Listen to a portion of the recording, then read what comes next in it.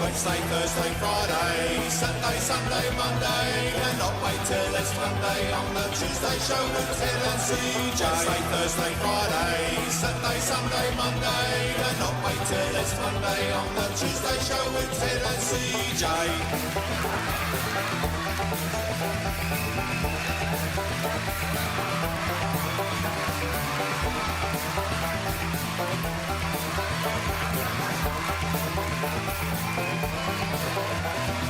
Wednesday, Thursday, Friday, Saturday, Sunday, Monday, and not wait till it's Monday on the Tuesday show with Ted and CJ. Wednesday, Thursday, Friday, Saturday, Sunday, Monday, and not wait till it's Monday on the Tuesday show with Ted and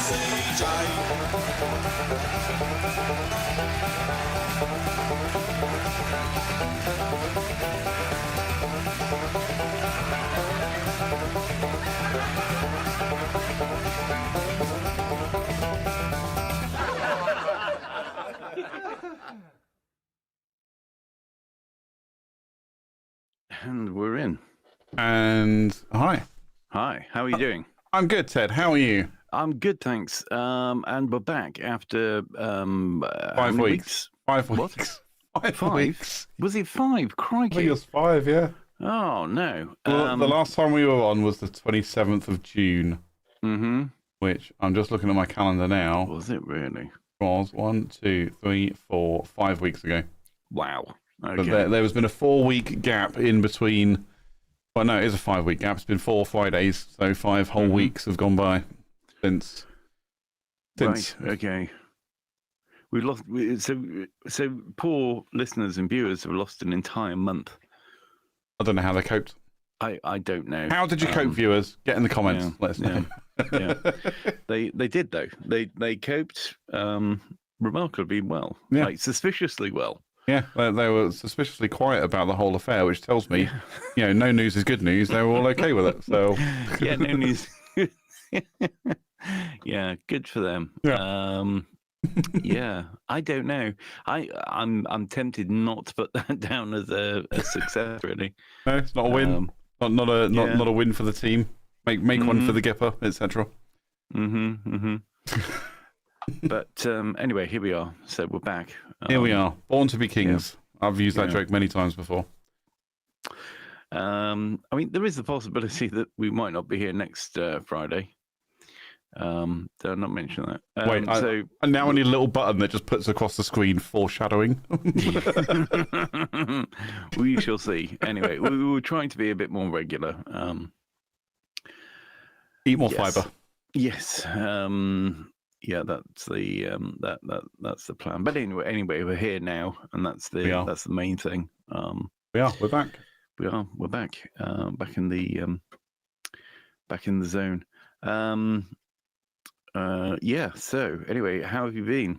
Yeah, not bad. It's August already. I know we've had a month off. Where the hell has this year gone? We're in August. Literally, I was at work today, and it just dawned on me. I was just like, oh my god, it's the 1st of August. What? I was like, I couldn't believe it. And also, August is very much a long way into the year as well. I mean, when you get to June and even July, you're like, okay, we're partway through. But when you get to August, then you start thinking, oh god, it's going to be December soon. Yeah, literally. Where's it all gone? Literally, we are like nearly halfway through the summer. I heard that it's something like 20. Well, actually, somebody said, it's 22, or it was on something or other saying 22 weeks. No, 22 Friday. Oh, I don't know, 22 weeks until Christmas. That might not be true. I don't know, but Sure you find out. Well, do you know what? There's only 52 anyway. Mm-hmm. So it's not as bad as it sounds. Hang on. December, November, October, September. 4, 8, 12, 16. Yeah, it's about 20. I'd say it's about 22 weeks, yeah. Mm-hmm. Without actually sitting down and calculating it, yeah, about 22 weeks sounds about right. Yeah. Yeah. But it's that we're over the... So you get to the end of June and you go, that's it, you're halfway through the year. Then you get to the end of July and you're like, we're just over halfway through the year. But now when you say, like you say August, and you're like, we're on the back nine now. Yeah. we're tumbling downhill. We peaked. Yeah. Yeah. And also, shocking news. Today, I noted, is the day that Ted James Media is not wearing a black T-shirt. Yes. What happened? Think about your branding, Ted. I know, terrible, isn't it? Well, I'm off the rails. I don't know what to tell you. It's because we had a month off, and now you're just like, it's like when you take a couple of weeks off work on holiday, and you go back and you're like, what is life? Yeah. So anyway, we're podcast. Well, what do I wear? Yeah, exactly. Every time, always. Yeah. If it wasn't for summer, and heat, I'd have a hoodie on right now. Yeah. See, I need air conditioning in this room so I can put on a hoodie and maintain the brand. But I also can't afford air conditioning. Plus, it's not my house. Yeah. Well, I'm sure if I, came up with a proper plan and explained it to my landlord, they'd probably be okay with it because it's not something that I'd take with me if I, as and when I leave. No, that's true. They'll be like, well, it it's might just yours now. Yeah. No, which is partly why I won't do it because I can't take it with me. Yeah. It's like the joke. How do you know? How do you know when the Scotsman's moving house? Because he's peeling off the wallpaper. Pretty sure people do. I watched a YouTube video yesterday, actually, and there was a whole thing. It was like what the Germans do differently to most of the rest of the world. Yeah. And there was one bit in there where, like, in the 1940s. Oof. Too soon, man. Too soon. When people rent housing and they move out, they literally take everything. Everything goes. Like, nothing is left behind. Kitchen cabinets, cooker, everything is taken.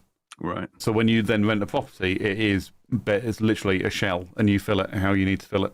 Obviously, I guess the idea is that you're also taking your stuff with you too. Yeah. You haven't left it behind. But I thought that was wild. I was like, I've never done that. Fridge, fine. Well, so my last rental, the fridge and freezer were included. The washing machine was included. So they stayed. And then when I moved here, I had to buy a fridge, freezer, and a washing machine. I then subsequently bought a dishwasher as well because there's room for one. But I wouldn't dream of like ripping out kitchen cabinets and things like that. I mean, they're an investment to improve your property value.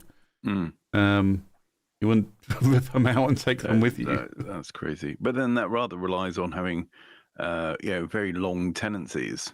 And I can imagine that being more of a German thing. We will sign up for 10 years or 20 years. But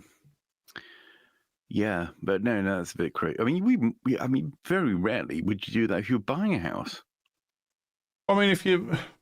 What's the thing? That being said, the one thing that can be a bit of a waste of money is doing the kitchen, because you can be sure that that's probably one of the first things that somebody will, the woman of the house will want to rip it out and have a new kitchen. I mean, I get why people would want a new kitchen, and because bathrooms are the other one as well. It's like people get new bathrooms fitted. You want to modernize. You want to make the use of the latest styles or designs and/or technology if it's there. But you can't take it with you. So that is absolutely an investment, and you are in it for the long term at that point. Yeah. I was talking to a friend of mine who bought a house 2 years ago now, year and a half, whatever. And because she's like, redoing the entire house, like refitting the entire house, because it was in a bit of a state when she got it, but she also got a pretty good deal on it as well. But she's having to invest in, flooring, kitchen, bathrooms, replastering most of the walls around the house, redoing the staircase, and putting a new banister up and all that kind of thing. And she was like, but I don't know if I'm going to be here in 5 years' time. I'm like, well, that's obviously down to you. If it was me and I was investing that kind of money, I want that to be a home for a very long time. Yeah. Because you're investing a shit ton of cash. Yeah. Whereas if you just kind of went, I'm only going to be here for 5 years, I won't bother. I'll just kind of, bodge it for a little bit, and then it's the next person's problem. But again, unless you're in that mindset of, okay, I've got a fairly good deal, I've got to do a lot of work to it, but it's going to improve the value of the property, over time and overall. Anyway, it's essentially a low-level flip. Yeah. Maybe that's what she's thinking, but I'm not sure. I'm really not sure. Yeah. But yeah, kitchens are a strange one. I think they're a very personal thing. Whereas with bathrooms not so much. As long as it's got a white suite, you can pretty much get away with it. I think a lot of it, so like, okay, let's take my main bathroom, for example. Let's. And we'll talk about downstairs in a moment. But, okay. But the main bathroom is it's a bathtub with a shower over, toilet and a sink. And a weird makeshift shelving unit at the end of the bath because the bath didn't quite fit. It wasn't quite long enough to fill the space. So they put a weird painted wooden shelf there. I was like, if that was me, I'd have just scrapped the bath and just put a walk-in shower in there. Because then you'd also have... So what it is, so as you go in the door, right behind the door is the sink. And then down the right-hand side is the toilet, and then the bath is across the back wall. I'd take out that bath, make it a walk-in shower in the back corner, and then move the sink back into the other corner. So you've got a bit more room to manoeuvre. It's quite tight in there. It's quite a small room. Yeah, but you're in a house, aren't you? Not a flat. How many bedrooms? 3, officially. 3-bedroom house. Okay. Well, it's a family home, don't get me wrong. Yeah, exactly. So if you only got one bathroom, have you got one bathroom? I mean, I have a downstairs toilet as well, but okay, one bathroom with a bath in it and a shower. With a bath in it. So if you own the house, you wouldn't take the bath out because of the resale value. Because the first thing that anybody's going to look at is, why have they not got a bath? You can't shower a baby. I'll be honest with you, a lot of places I'm seeing online, not that I'm looking to move or anything, I do look occasionally, but a lot of places online that I'm seeing don't have baths now. It's all showers. Even a single bathroom house, it's a big, sometimes it's a big walk-in shower. Yeah. Yes, you can't shower a baby, or maybe you could if you were careful and had it on low pressure and all that. I don't know. I don't have a kid. What the hell do I know? Well, no, I know, but then I suppose there are fewer people having children, I guess. If you're just on your own and you just got you and 10 cats, you don't need a bath, do you? Exactly. I guess. Exactly. You can turn the shower on, throw the cat in, and shut the door really quick. Yeah. Clean cat. Yep. Pissed off cat. I was going to say wet pussy, but figured it was inappropriate, but I've just said it anyway, so... You have said it anyway. Here we are. Yeah. Oh, dear. Yeah, it was unnecessary. So... Says you. Yes. You said it's unnecessary. I just rolled with it. Yeah. I tell you what is unnecessary. Most of what people bang on about on Reddit. And I was having a look on Reddit. Let me just see if I'm on the right page. Okay. Well, I was going to say, because actually I found speaking of purchasing homes, I found a purchasing home related story on Reddit. Oh, segue. Yeah, that was a good segue as well. Kind of. Parents want me to purchase their house. This is on the subreddit r/UK personal finance. So you can see that. Okay. So for context, I'm 30. Not me, the original poster. I'm 30. I have owned my own home for 1 year. My parents have asked me recently if I would be willing to purchase their house. My father is in his 60s. My mother is in her 50s.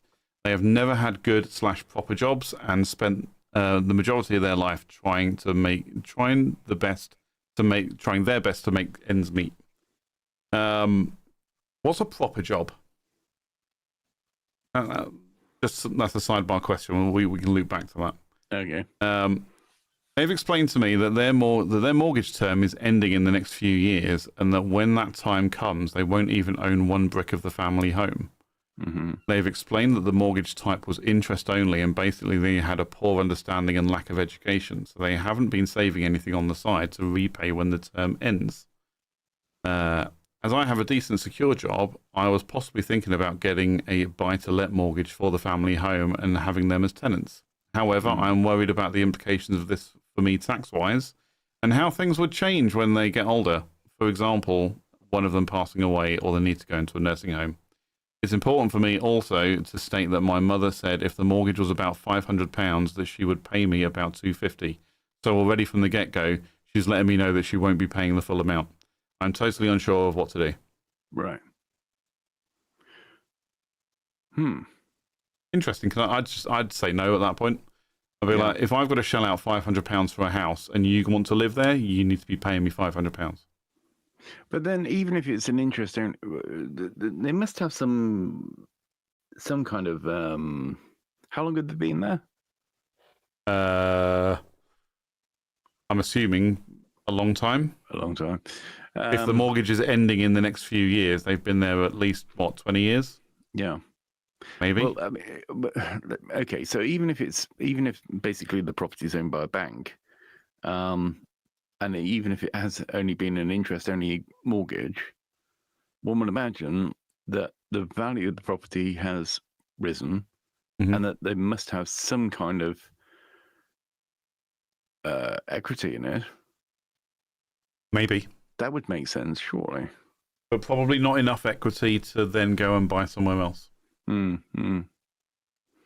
if they haven't had good or proper jobs, potentially there's a problem when it comes to pensions. Yeah. Because maybe that's what they're thinking is at the time their mortgage comes up, they're going to be pushing pension age, or at least the father will be pension age. But is he going to get enough to be able to pay rent on a place or continue paying a mortgage? Yeah. Maybe that's what they're thinking. I don't know. Well, goodness knows. Maybe they just need to start paying more on the mortgage. Well, yeah. I mean, I was having this conversation with my mum earlier on today. We were talking, finances and things like that. And I'm like, end of the day, I've got things that I want to pay for in the future. I've got things I've got to save for. Sometimes that means cutting back on things that I just don't need. My average monthly grocery shopping bill is about £200, which is quite a lot for one person. But then again, I'm fat and I like to eat. But I could cut back by maybe not shopping at Tesco and going to Lidl instead. Or eating less. Or I could eat... No, don't be silly. These are realistic, solutions I'm coming up with instead.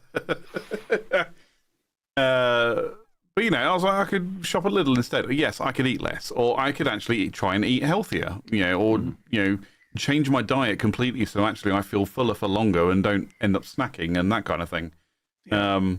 That's one example. And I could, I did work it out. I have the potential to cut down my grocery bill by half if I just stop eating and, shop somewhere else.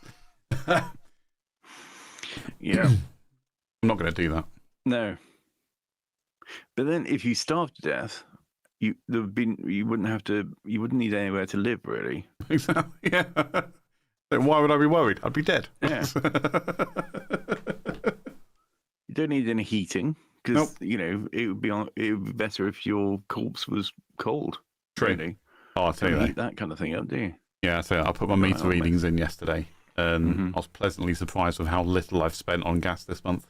I've had a lot of travelling for work, which means I've been away from home for a fair amount of time. I think at least out of the 31 days in July, I was away from home for at least 10 of those, which has been quite nice because it means that I'm not then spending gas heating my water to take a shower in the morning. I'm using someone else's.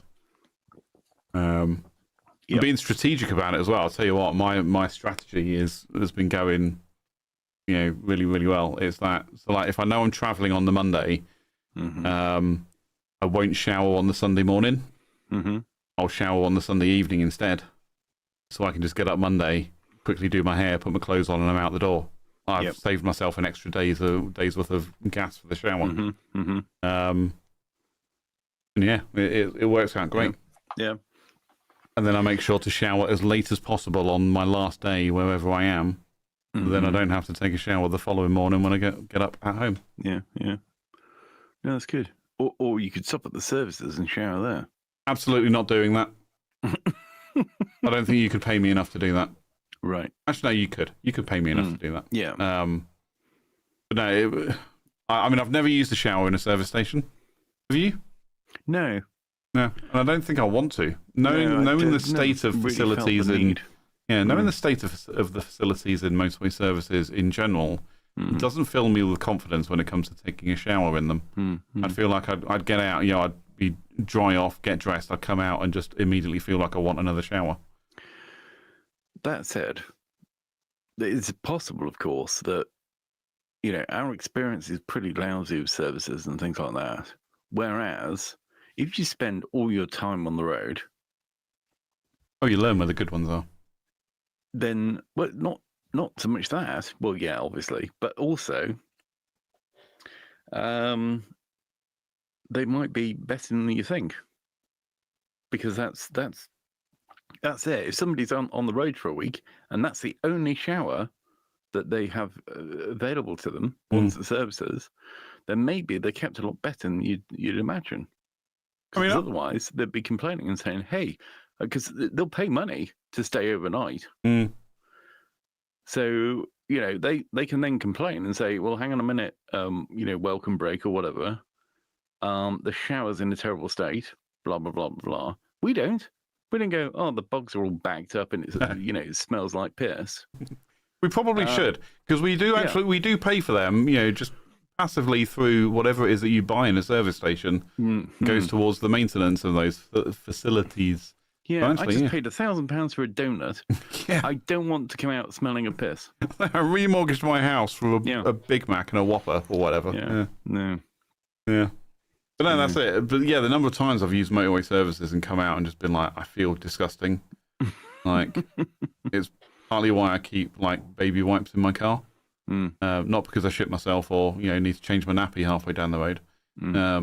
Actually, sometimes I come out and even I've washed my hands and dried them, I'm just like, I feel dirty. I need to wash the skank off me.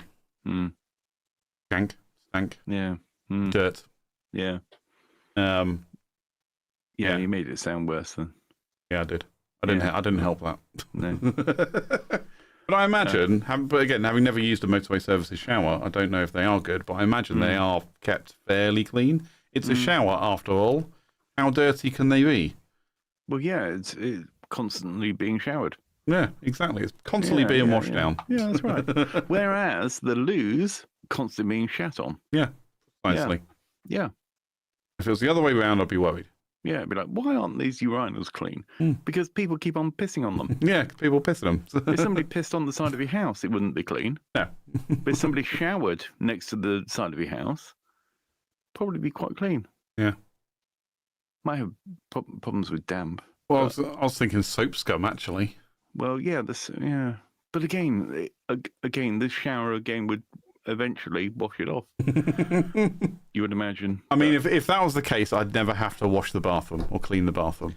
Yeah, but then you'd have to have a damp-proof course on the outside of your house that was above head height. Yeah, true. Yeah, and that would be weird, having people showering by the side of your house. Or if you're going to anywhere near beach locations, there's always somewhere to shower near a big beach. True. Usually for free. Yeah, usually, yeah. Yeah. Well, that's the other thing with motorway services, because I did look into this once when I was looking at taking a job out on the road. That you are supposed to pay for shower services at a motorway services. I make that sound like someone's going to shower you down, but you have to pay to use the shower. Well, you're supposed to, but apparently there's a couple of little tricks, like people just leave the door unlocked. Yeah. Because you usually have to go into the WH Smith and get the key or whatever. But people just leave it unlocked and anyone can go in. Yeah. Mind you can buy one of the keys to go into the disabled loos now, can't you? You can. You can get one of those on Amazon. I'm sure you can probably get any kind of key you like for stuff like that. Pi key. That'll open any lock. Exactly. Yeah. Hang on. UK disabled toilet. UK disabled. Disabled toilet key UK. Oh yeah, look at that. They're literally like your typical cartoon skeleton key looking thing. Only for like £5 or £4. I found one for £3.89. Wow, bargain. I mean, it's totally worth it for £3.89. Yeah. Or £2.98. There we go. There it is. I'm trying to see how low we can go. I think if you're buying a key so that you can use the disabled loos when you're not entitled to, I mean, I think that's as low as you can go. £2.95. Well, yeah, £2.95. I think £2.95 is the cheapest Still I've found. Buy one though. I mean, I'm not that kind of. I mean, generally, I don't.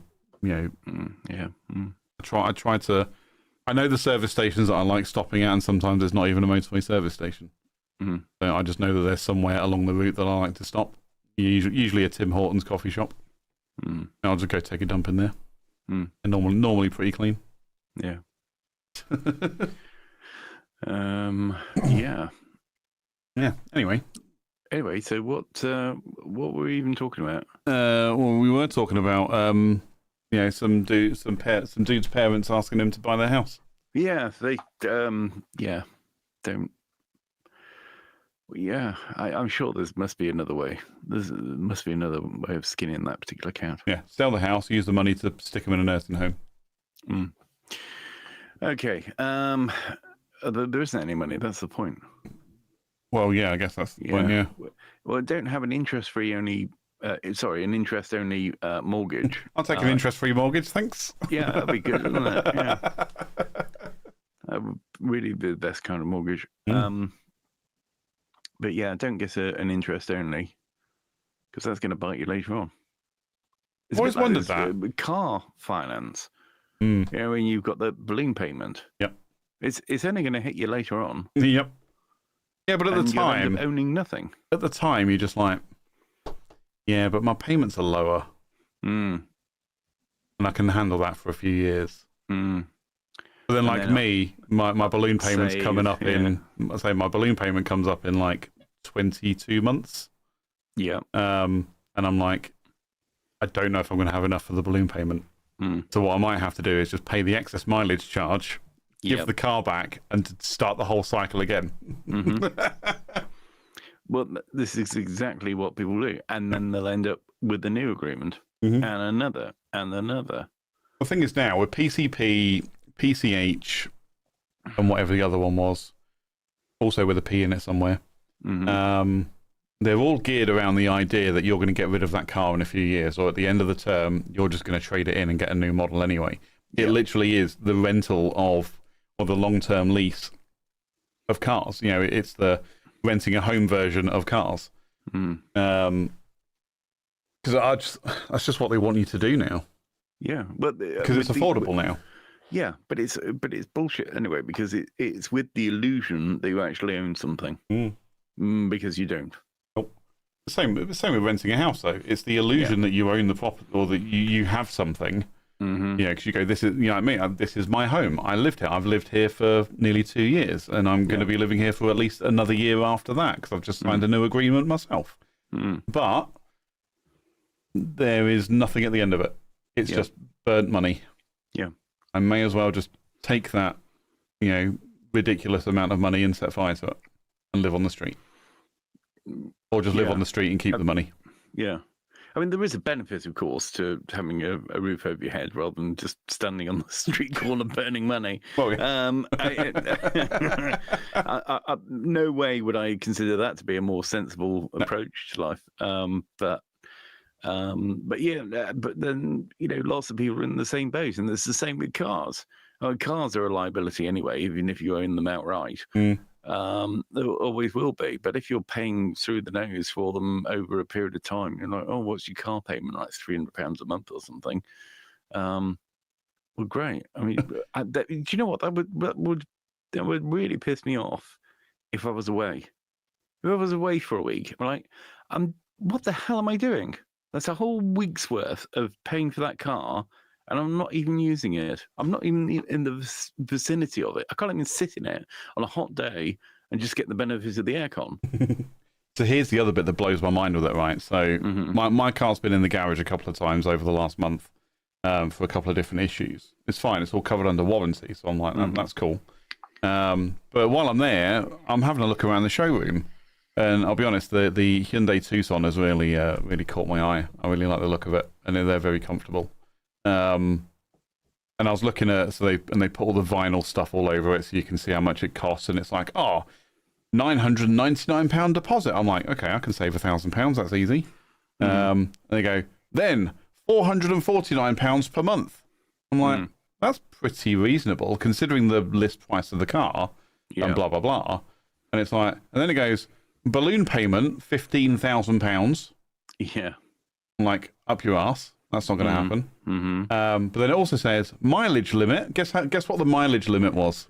Go on. No, you got to guess. That's why I say guess. I don't know. How many years is it? 4-year agreement.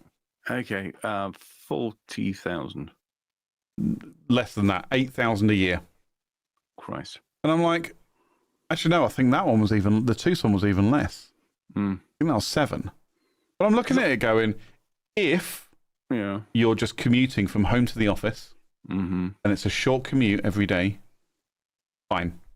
That could actually work for you. But when you're like me, and I sit at home most of the time, but when I travel for thousands of miles, it doesn't work for me. Like say, I took out a 10,000 mile per year thing on my agreement. I'm currently running at about 15. Yeah. So I've got to pay 14 pence per mile over the cumulative 40,000.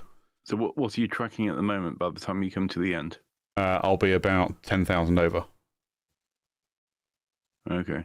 There's £1,400 I'd have to pay as an excess mileage charge, which is still less than the balloon payment of about £9,000. But it's all geared around this whole, you can drive it for as much as you want. It's entirely up to you. But if you go over the limit of the mileage, you pay an excess charge. But that's where you have to start being a bit clever and going, well, if I put in on my agreement 15,000 miles a year, my payment's probably going to go up by about £100 a month, which is 1,200 a year, which is 4,800 over 4 years. Whereas if I just exceed by 5,000 a year, I'm only paying, what did I say, 1,400? That's why I'd probably be about 20,000 over. If by that maths, I'm actually only paying half of that in excess mileage. So you got to game the system somehow. You got to figure it out, and you got to work out you've got to play the game on it. But either way, because I mean, you said, oh well, if you're only going to a short commute every day, then it's okay. But it's not okay. It's like, well, what was the bloody point? What's the point in paying your grand up front, your next to £500 a month? What, just to get into a car that sits on your drive and goes to one place? That's it, just to drive for half an hour at a time, twice a day. Yeah. And occasionally you'll go on holiday or take a road trip somewhere. Yeah. But that's what they count on. They count on the fact that people will just want the latest stuff. Yeah. People want comfort, and they want to enjoy it when they do go away on a holiday or go for a longer journey. But like I say, they also count on the fact that people are just going to trade it in after 4 years. Because actually, when you get to that point, when you get to the end of an agreement and the end of warranties and service plans and all that stuff, suddenly your car bill actually starts escalating. I was working this out the other day, so I had the opportunity to go through a company car scheme at work, which I would be 2 years into now if I actually went for it. Would have cost me £469 a month. Nice. Right. £469 a month with 10,000 miles annual mileage. Compared to the 370-ish that I'm paying right now for my car. But what comes with a company car or the salary sacrifice leasing thing is the insurance is paid for. Right. Okay. All the servicing is paid for, tyres, consumables, it's all paid for under that agreement. Now, I thought I didn't really put too much thought into it at the time, and I thought, no, that's just an extra £100 a month I don't really want to be spending. Yeah. However, what I've worked out is actually that would have been better because my car currently after 2 and a little bit years, is actually costing me around £520 a month, including insurance, the tyres I've had to put on it, the service that's going to be coming up at the end of this month. It's going to need new brakes in the next couple of months. And I haven't actually even accounted for the brakes yet. I don't know how much they cost.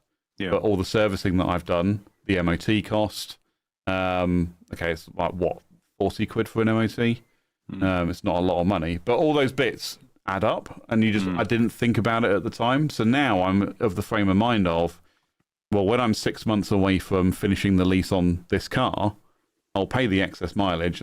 That's fine. And I might just get the company car scheme instead, because it does seem to work out cheaper. And like I say, that was a like-for-like model as well. I found it cheaper per month, but I'm then having to pay everything else. Like I say, insurance, tax, servicing is all coming out of my pocket. But again, go back to your example. If you just had a short commute, then, if you think, I could save £1,000, quite easily. Do that, buy a car for £1,000, and then run it into the ground doing your little commute. Oh, yeah. And then have a car fund to replace it. Well, that's only going to take you 2 or 3 months. Yep. Of the equivalent of 500 quid a month, and then put the rest of it in a decent interest account. So shove it in an ISA. Yeah. Why would you not do that? Bex has been in the chat. The chat is kicking off. It's kicking off. Hi, Bex. Welcome. Trade the car now if the service plan has run out, ? Well, my service plan has run out. However, I'm under an agreement to keep it for the next 22 months.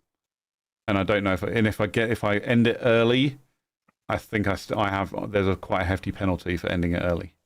Yeah. So I might as well just keep running it for now. Like I say, I've already budgeted and I know exactly what it's going to cost me over the next 22 months. And if if I keep doing about 15,000 miles a year, which is kind of where I'm sat, I know what the excess mileage payment will be, and I'm already saving for that. So it's fine. Yeah. And I really do like my car. I love my car. It really is a nice car. And actually, my car is under warranty until when I give it back as well, so I'm actually okay with that as well. Like I say, it's been in the garage a few times. Some sensors have got petrol particulate filter sensor, O2 sensor, outside temperature sensor have all gone wrong in the last month.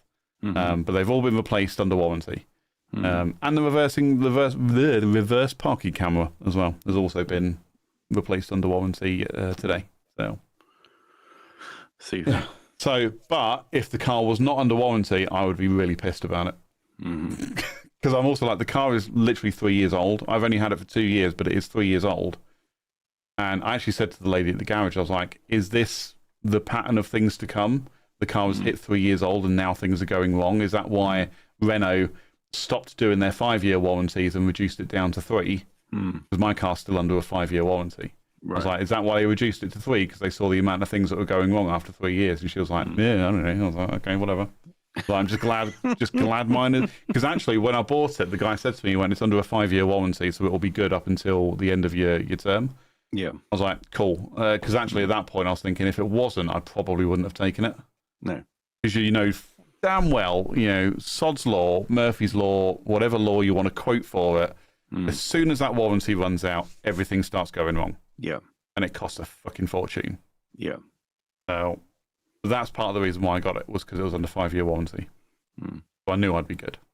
Obviously, it doesn't, your consumable bits, your hoses and crap like that do wear out. Yeah, you got it, but they're not particularly expensive. And I'll get local indie garage down the road to fix that kind of stuff for me. Because it'll be cheaper. But yeah. Anyway, sorry, we went off on a tangent there from homes to cars, and we did indeed. The point of all of that is, I really want to buy a Hyundai Tucson, right? Or the new Santa Fe. The new Hyundai Santa Fe is massive. Oh yeah, it's like a freaking giant shoebox on wheel, but it looks really good. Okay. Imagine the Land Rover Discovery, how big that is. The normal one, not the sport one. The normal one. And add about 3 feet to the back of it. Oh. You've got yourself a Hyundai Santa Fe. Okay. Massive. Right. And super expensive. So I'm not getting one. You want to go big next time then? I've always wanted to be Big Ted. It's just not on the cards for me, though. The universe had other plans. Yeah. Bex is back in the chat. Did you check your agreement? She says, I was in a 4-year agreement, but was able to trade after 3 years. Chose not to as it was way over the mileage, so paid the balloon payment. I also loved my car. I think if I get another 6 months and it still starts having problems, I think I'll start quickly falling out of love with my car. Mm-hmm. At which point, yes, I'll be checking the agreement, see if there's a break clause in there. Mm-hmm. And then, yes, potentially trade it in, pay off the excess mileage. Because I know there's going to be excess mileage, and that's okay. I'm fully prepared for that. Mm-hmm. And then look at getting a company car instead. Mm-hmm. Assuming my job is safe, of course. Mm-hmm. So, not to go into too much detail with that, but there's a restructure, which we're not calling it. We're not allowed to call it a restructure, but it's a restructure is coming. All right, okay. So none of us are really sure whether we've got jobs in 6 months or not. Yes, we're not allowed to call it a restructure. We're going to call it scorched earth. You're all fucked. That's what we're going to call it. Yeah, we're going to call it trying to make the company make sense to investors and potential clients. Yeah. Because right now it doesn't make sense. The whole organizational structure is balked. No one really gets it. But yeah, he said, I don't want to call it a restructure. When I said the chief, he's like, I don't want to call it a restructure, but we're going to shift things around a little bit. All right, dude, that's a restructure. Thanks. Thanks for your clarity on that. Appreciate it. But yeah, like I say, I'm fairly over the mileage at the moment. I'm currently 10,000 over the mileage that I should be. Mm-hmm. Is it 10,000? Yeah, I'm 10,000 over the mileage I should be right now. So I should be about 32,000. I'm about 42,000 at the moment. But that's because I'm a long driver. I'm a miler, a high miler they call it. By they I mean me. Yeah. I'm a high miler. You are. And I did grossly underestimate the number of miles I'd be doing when I bought the car. You're a gross high miler. Yeah, I'm definitely gross. So I know I'm going to have to either pay a £9,000 balloon payment or about 24 or 2,800 maybe in excess miles. Which again, I'll see how I feel about the car, but I think again at that point the warranty is ending. It's probably not worth it. I'll pay the mileage and get a new car. Do you know what? From time to time, CJ, I think to myself, am I the arsehole? And then it becomes very apparent to me that, no, I'm not. Oh, I thought you could say that, yes, I am. but there are people on Reddit who think exactly the same thing. Sometimes they are, and sometimes they are not. And then it's time for a couple of podcasters to see what they've been up to and decide, so that nobody has to. So there we go. Here we are with Am I the Arsehole on Reddit. Am I the Arsehole 31M? So a 31-year-old male says, am I the arsehole for telling my fiance she was being ungrateful about our baby shower plans? We're expecting and due the October 31, right, 31st of October. My mother was going to throw her/us a baby shower because she wants to do this for us and she's excited as it's her first grandkid. In PA, around me at least, what's that? Pennsylvania. In PA, around me at least, baby showers are traditionally easygoing lunch gatherings of women who play games and eat food and get favors and have raffles, etc. Where she is from, in New York, baby showers are for men and women to get together and party all night and have DJs and dance floors and are just different in general, I guess. That's weird. That is weird. Yeah. Considering that obviously the mother to be is not going to be drinking. And probably fairly pregnant by that point. You'd hope not, but then again, this is New York. Sorry, anyone from New York watching. Yeah. We are on one income currently, and we're initially not, and we're initially not going to spend anything on the shower as it was being thrown for us. My fiance is understandably upset that none of her family will be able to attend, as they are scattered around other states and not nearby. At first, she said she didn't want a baby shower, and then she decided that if she was going to have a baby shower, it needed to be decorated extremely well as to be picturesque at every turn, and to have a balloon arch and special chair, like a peacock chair. What is it, a fucking bar mitzvah? To take pictures, and I see. And the dessert and food table should have nice platters to serve the desserts from whatever food we get. She wants every table to be decorated with the tablecloth and centerpiece and decorations, which is understandable. And I've been helping plan it so it can be her party. We also bought balloon arches, and we're going to add the balloons, and we're going to rent a special chair, and we're going to decorate as well as we could with the decorations I've bought and anything else we can find on Facebook or Amazon. Sounds like she wants a wedding. Yeah. Oh, yeah. Just saying, it sounds like she wants a wedding. Balloon arches and centerpieces and... Yeah, fiance, not wife, yeah. She did not want my mum to plan out any decorations at all because she is afraid of how it would look, and has referenced what my mum was going to do as simply a baby shower pizza party.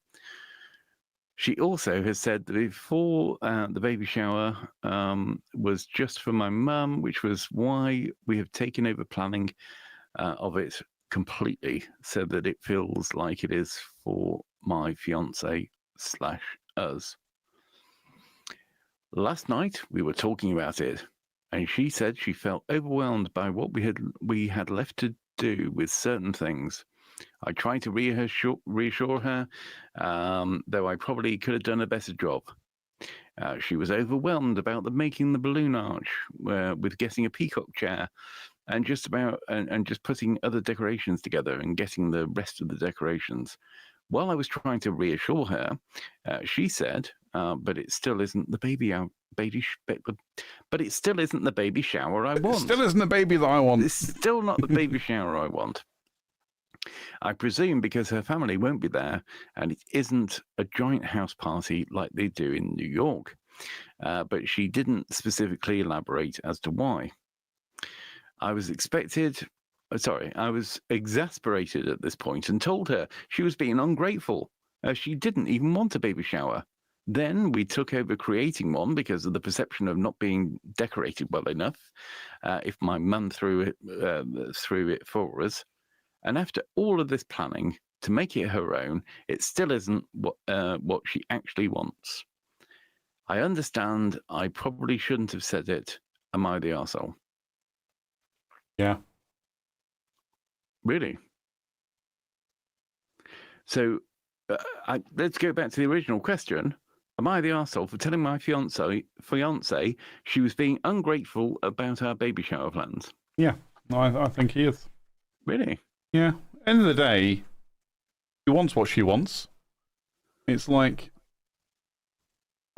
cars are in my head right now, so I want to go back to the car analogy. It'd be like me saying, I want this kind of car with all these kind of trimmings and whatever. I know it's not food, but with all the features and stuff. Yeah. And then they rock up with something completely different with none of what I wanted.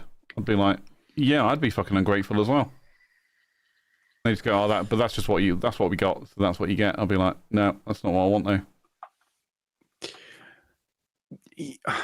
Yeah, I guess. Although, sticking with the car analogy, do you know what I've seen? Very often you see like videos of people being given cars, like usually 16, 17-year-old girls in the States, and they're like, "Oh look, we bought you a car." And it'll have a bow on it or something like that, and it'll be some like crazy expensive car. I seem to remember one, and she looked at this car and she went, "What's this? Oh, I wanted a Tesla." I don't want this. So I think they bought her a BMW or something, but she wanted a Tesla or something. Wow, first world problems. Yeah, exactly. And there's been a few of these that I've seen. And you just think how bloody ungrateful. Like, imagine a situation where your parents say, "Oh, guess what? Let's go and look out on the drive and see what there is." Now, if she was involved in the planning stage and made it very obvious that she wanted a Tesla, and said, "I want a Tesla as my first car," not that any parent in their right mind should ever buy their kid a Tesla for their first car, unless it's second-hand and about to die. She should just be grateful for the fact that they bought her a car, at that point. And unless she said, "I'm gunning for this is the kind of thing that I want," then the parent should be like, "Okay, well, you said you wanted a Tesla, so we've gone and bought you a Tesla. Don't worry about the fact it's 10 years old and was fucking dirt cheap, but you got a Tesla." And then if she goes, "Oh, but that's not the one I wanted," then you go, "You're just being an ungrateful bitch." I think unless they say, "Look, I really want a Tesla, and hey, here's half the money towards a Tesla," would you be able to? Yeah, and just being so ungrateful. And then I saw another video. It's popped up on my feed a couple of times, and there's this girl who's obviously working as a waitress or something, and her dad turns up with this car that he's bought for her, and say, "Hey, I've got this car," and she comes out of work, still in the sort of apron, to have a look at it, and it's like not beaten up, but it's an old car. It's probably 10 years old at least. Right, but it's a functional thing, and she's so happy. She's like dancing around. She got a car. It must be, a massive thing for her. And I suppose it is in the States because you can't go anywhere without a car, can you? No, you can't have screwed. So she's, sort of hopping around, saying, "Oh, thank you, this is fantastic," and it's an old car. It's nothing fancy. And you just think that's a stark difference between the sorts of people. Yeah. You just think she's so much the better person than the one who goes, "Oh, I wanted a different one. I wanted what colour's this? I didn't want this colour." You just think, "Oh, terrible, terrible people." Why am I even saying? Oh, yes, that's why I'm saying it. I'm saying even with your analogy of let's talk about cars again for another half an hour instead of baby showers. Now, even if that's the case, that's ungrateful, and I think she should be more grateful the fact that her mother was trying to do things, he's been trying to do things, he's grateful for the fact that he's pissing around with bloody balloon archers and whatever the hell a peacock chair is. For this absolute nonsense. Like you say, yeah, she wants a wedding. That's the worst thing. She probably will want a wedding at some point. How much of a faff is that going to be? If this is just a baby shower? The thing is, baby showers shouldn't be a thing anyway. I mean, it's just a complete nonsense. But even if they do want to have a baby shower, it should be a few friends, right, sat around having little sandwiches and cups of tea. Because let's face it, nobody's going to be drinking right in front of the I want to say the bride, the mother to be, who's going to be on orange juice anyway because she's pregnant. The whole thing is ridiculous, and she's being ungrateful, and he is going way above and beyond. That's my view on that one. Yeah, because I'm looking at the bit where it says, at first she didn't want a baby shower, but then she decided that she wanted to have a baby shower. But it needed to be decorated extremely well and blah, blah, and then it goes on. And it's like, so she's already communicated what she's looking for. It's like, okay, if I have to have one, this is kind of what I want it to be. And then that's just been completely ignored. Yeah. At that point, she is being ungrateful. But she has, again, she's also specified what she wants. So then him calling her ungrateful, he's a bit of an arsehole for that. He should have just been like, "You know what? I'm really sorry. Here's how we're going to make it up to you.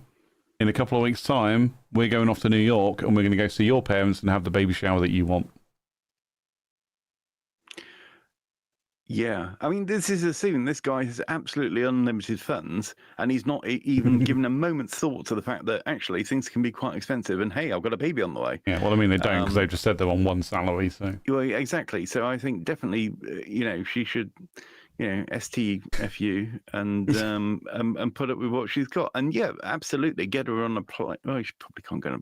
Depends how pregnant she is, but yeah, go and visit the other family. Get in touch with them. Well, set up a video link to the baby shower. Just make it. Do something like that. That would be a good idea. She's only just started. And then she wouldn't give a toss about any bloody peacock chair. No, she's only 7 months pregnant at this point.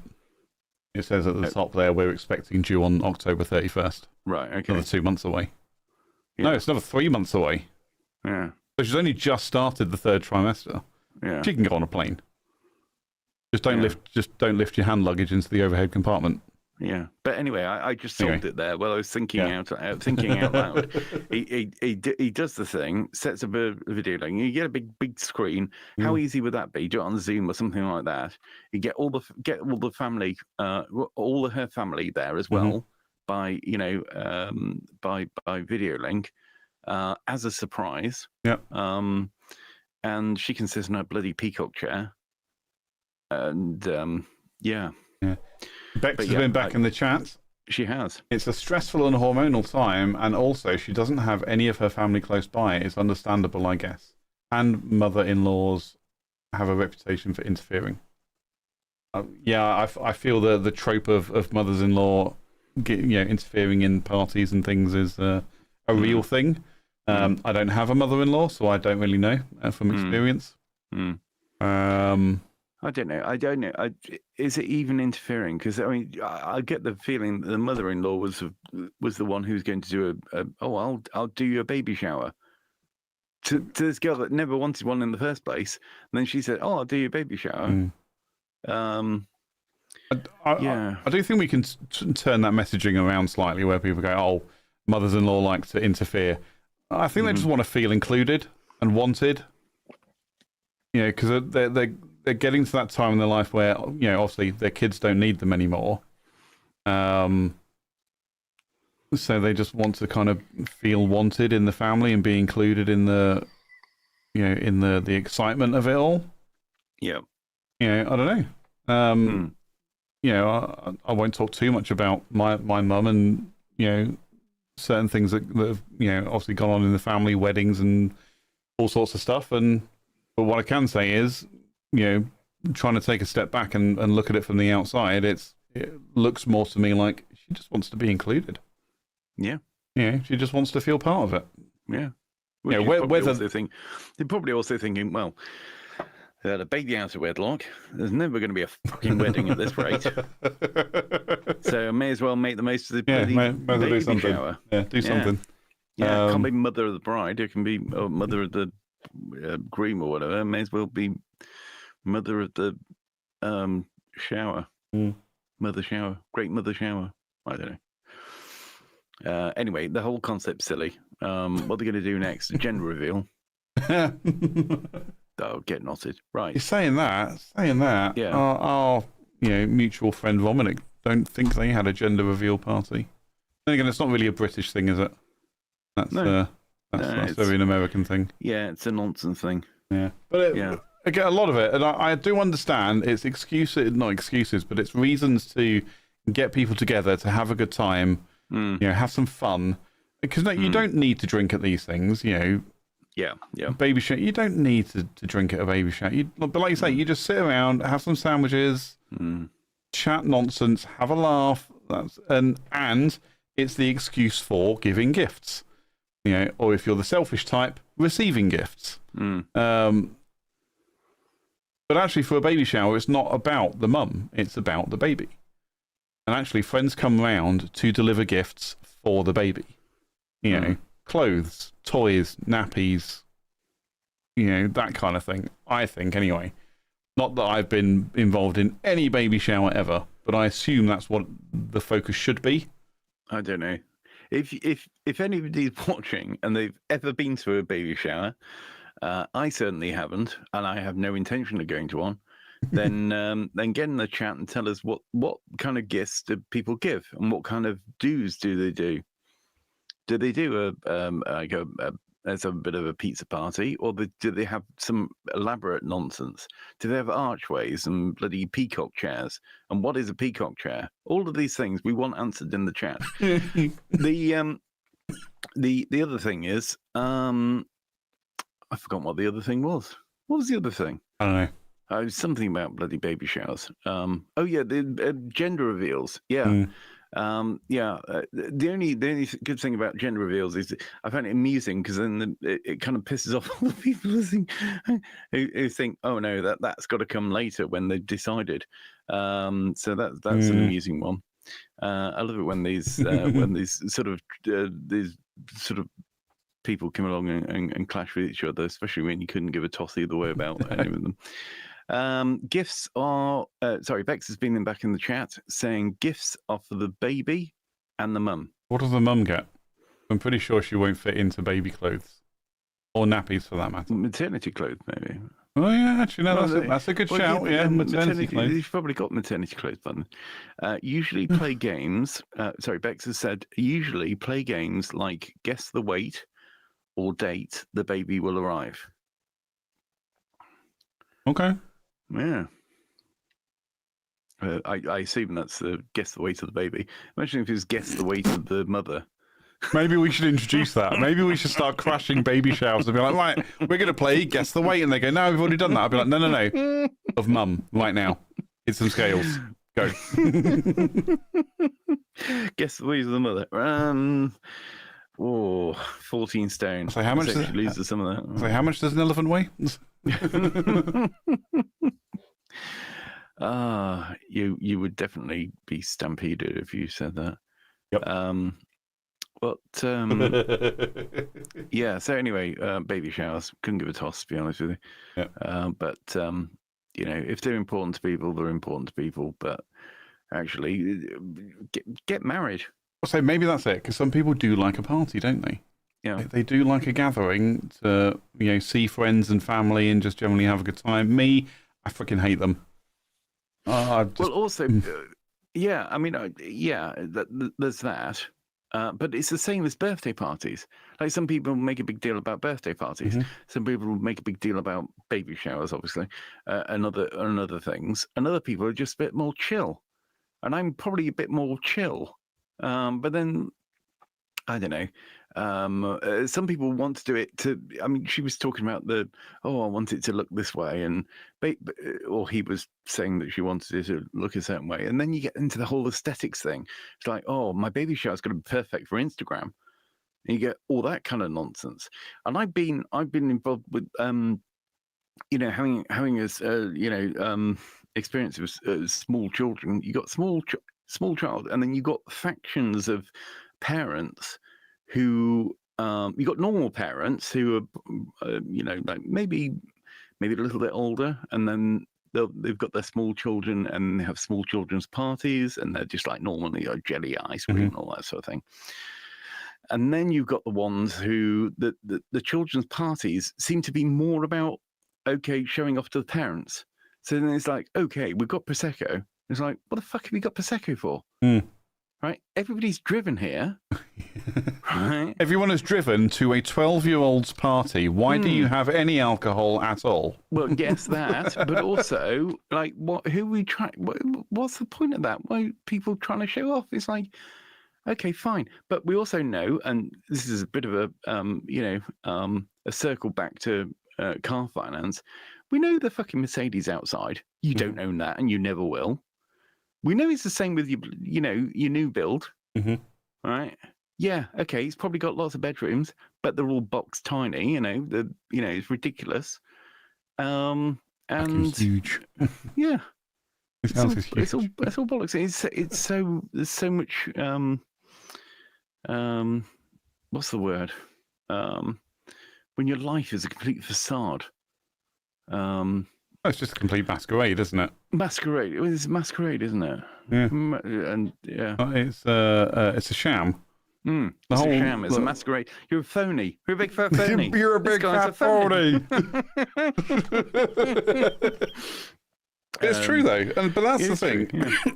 And yes, some of it is posturing. Mm-hmm. Or peacocking, as some might say. Literally peacocking. Yeah. Pea and a cock. But it is posturing. But it is the whole look at my nice house that I've just bought, but you haven't bought it. You've taken out a loan to get it. You don't own that until you pay off that loan. Or at least 51% of it. I think you have to pay off before you can legally say it's yours. Something like that. Yes, you've just taken out finance on your car, but you don't own that until you pay it off at the end, until you pay that balloon payment. And the chances are, as we've discussed, you're probably going to give it back and then get another new car.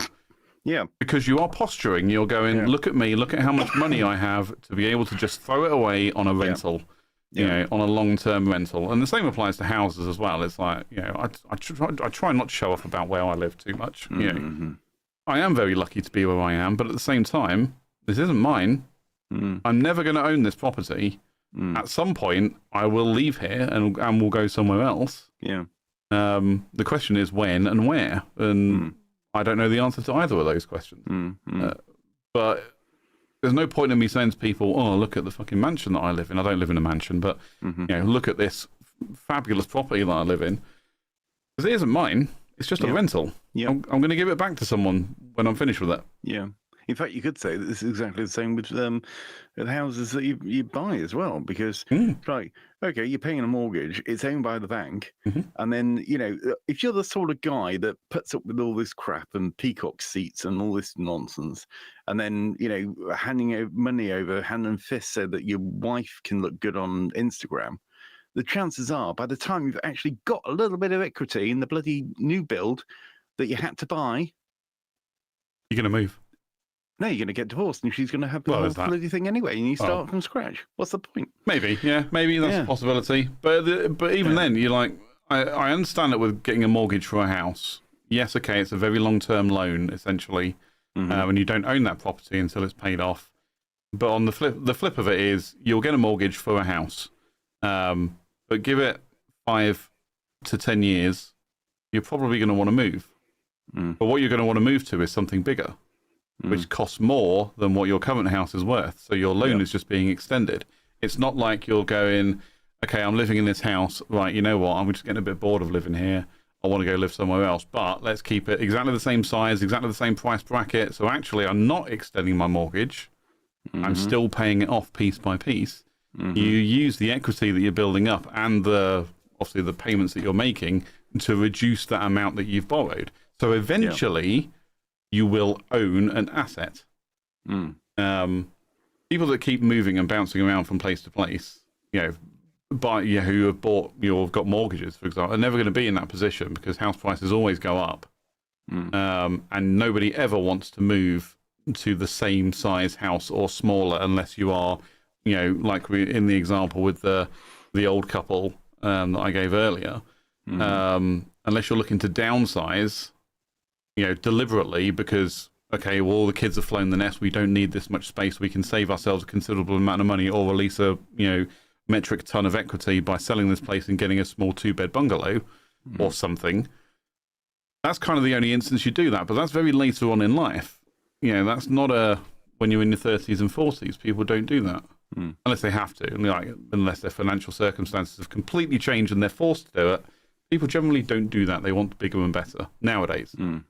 I'd say 20 years ago, that wasn't the case. People were happy to buy a house and live in it for 20, 25 years. But that's because, but the reason for that was because they could buy a house. I mean, generally speaking, people, you talk about, starter homes, right? People would buy houses that they could live in and expand into. With a family. Grow a family in it. Because there was actually some scope for buying a house that was big enough for that. These days, not so much. Nope. You've seen the price for new builds. Well, it's ridiculous. I was looking at a new build in not too far from me, probably about an hour away from me, or maybe 45 minutes, up near Manchester. It was a 4-story townhouse. So it had a basement, a lower ground level, a ground level, and a first floor. £1,800 a month the rent was. So it's like an extra £1,000 or an extra 900 and something pound on what I'm paying right now. But I was talking about it with a friend who also rents somewhere near that area or not far from that area, and we were like, we're both single. We could just, and it's got 4 bedrooms officially, 4 bedrooms. So I'm like, that's 2 for you, 2 for me. We can share the study as a shared office space. That means you get your space, I get my space. Everyone's happy, and I'll be like, I'm claiming the basement, or we'll put because it's a massive basement, we'll put a partition wall in there, so you can have whatever you want on your side, and the gaming space is going on my side. So it's nice and cold. We were like, yeah, actually, that's probably not a bad shout, but it was a new build. I was surprised that a new build came with a very big basement and essentially 4 stories total. In this day and age, but yeah, it actually looks really nice. But again, really expensive. I mean, £1,800 a month. To buy that, you're probably looking $500,000 plus. Yeah. To buy that property, considering where it is as well. Actually, it's probably even more than that because it's right on the outskirts of Manchester. It's probably more like 600. But yeah, people can't. I don't understand how people do get on the property ladder once they're past sort of their mid-20s. Because, I mean, for me, and I'm not saying that I'm the example for everybody, I started renting straight away. I moved out of my parents' house as fast as I could. 2020 hindsight tells me that I shouldn't have done that. I should have stayed there, not spent any money, saved like a motherfucker, and went and bought a house similar to the one I was actually living in when I first moved out, a 2-bed flat, that cost, I think at the time it was valued at about £90,000. Okay, even then you needed a 10% mortgage. I could have saved £9,000 easily by not buying cars, and not that I was like super into buying cars, just like but I liked bigger and better. That was the trap I fell into. But I could have easily done it by literally running cars into the ground, by not spending money on crap that I don't need. Focusing hard on my career and earning more money that way, and progressing, and I could have afforded that house in a couple of years. I could have got a mortgage for it, no problem. But no, I was like, nope, I want to get the hell out. I just want to get out and find the first place I can find. And now I've been stuck in the rental loop since. We're talking now 18 years later. I'm stuck in the rental loop. Just how it is. Now there is the chance of me, short of a windfall of some description, the chance of me actually ever getting a mortgage is very slim now, and is getting slimmer by the day. So yeah, I don't really get how people do it, unless you are very fortunate. But then again, I also think not most people aren't me. Even people that move out and rent places, are generally doing it with someone. They're not doing it on their own. And yeah, sure, you could argue that actually no, I don't need a 3-bedroom house. I just need a 2. A bedroom and an office because I work from home. But if I didn't work from home, a 1-bed would be fine. So yeah, I don't know. Yeah, the problem is, I mean, it's the cost is like the first one, because it's not it's not even like the number of bedrooms. So the difference between a 1-bedroom and 2-bedroom is not massive. If you consider that you've also got a bathroom, a kitchen, you've got everything else, you've got the rents, you've got rent rate, all the costs that go with that. Like adding an extra bedroom is kind of a small step up. And all of these small steps are small steps up, and this is why people, perhaps, can get the benefit of moving every now and again, and just going up the ladder. That's why it's called a housing ladder.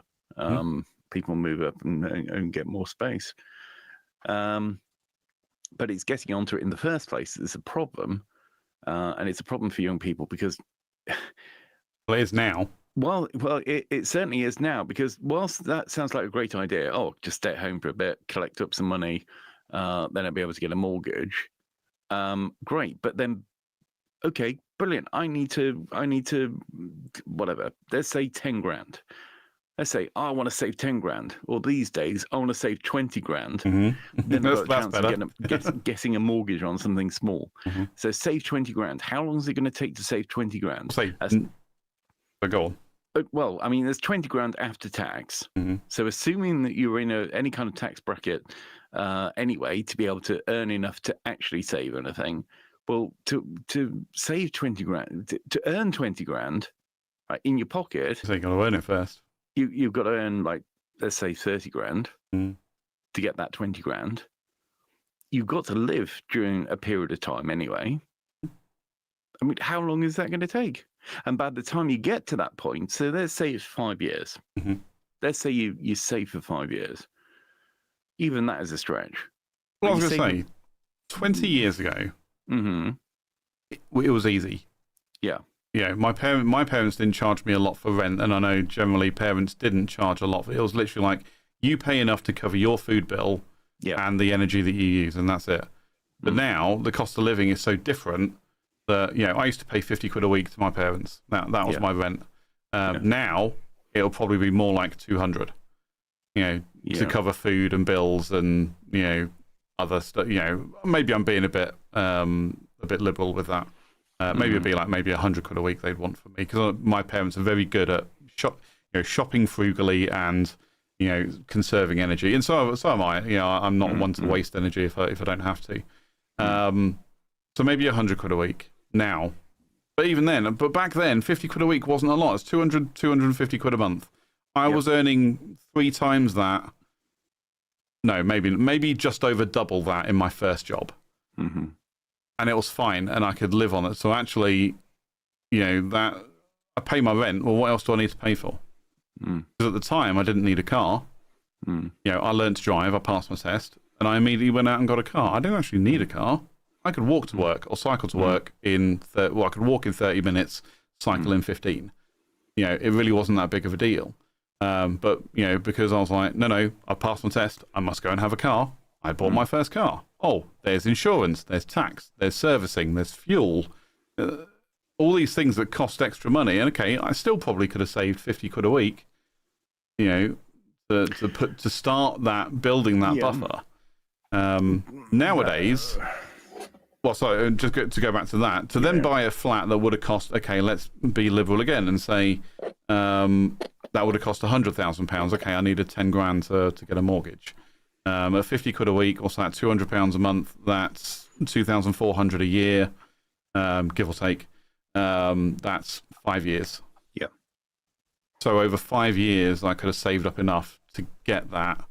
But then by that time, that 5 years comes around, the property prices have increased. Exactly where I was going to go with that. And the cost of living has increased. The cost of living has increased. The cost of the properties have increased. The value of your 10,000 or your 20,000, like now, that's the example I was going with. Your 20 grand, what's that going to be worth in 5 years' time? Yeah, so not a lot. Good God knows. And Probably not a great deal.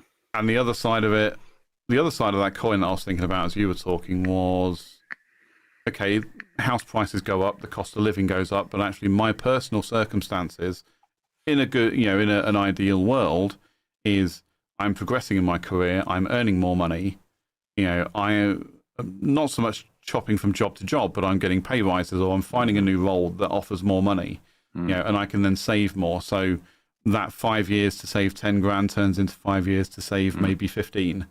But again, it's and I think this is the commentary on society right now. It's pay isn't matching the cost of everything, or the increase to cost. Well, for many, many people, in terms of their wages, it's going down in real terms. Well, that's right. So like I'm trying to, again, because I don't own and I haven't really been tracking the property market that well. I'm not too sure the exact numbers, but it's that.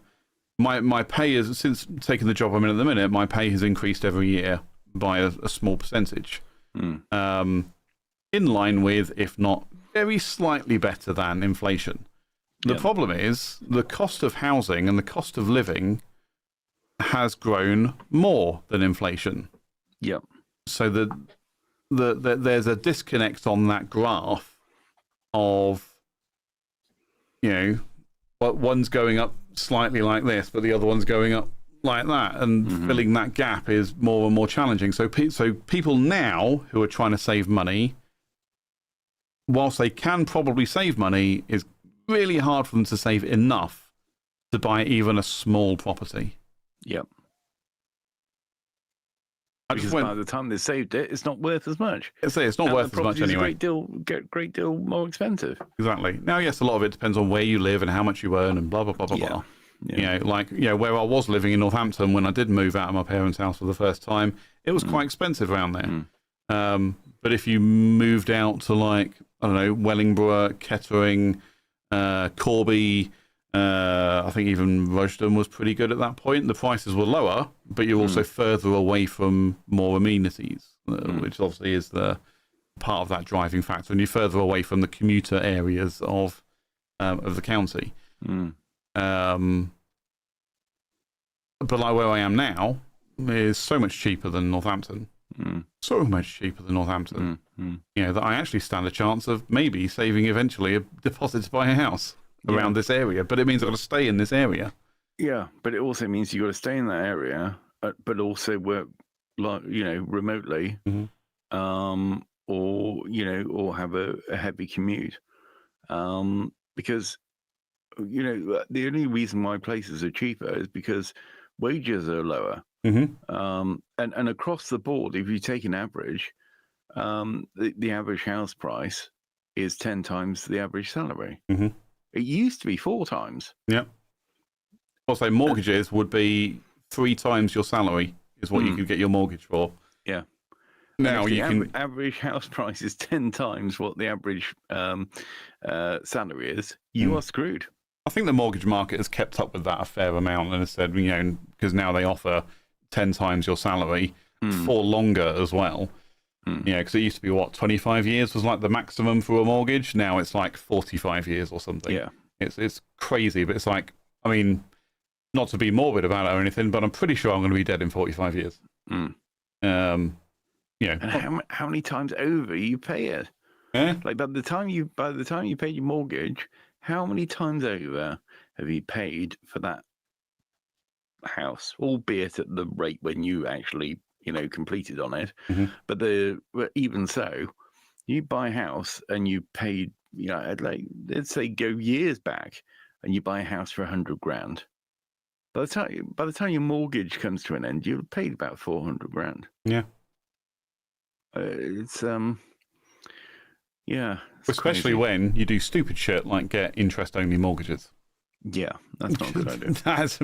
I get why people would do it to get themselves onto the ladder and be in a position where they can afford to pay the mortgage. But 2 years after you start that, you've got to start thinking about reducing, what you owe.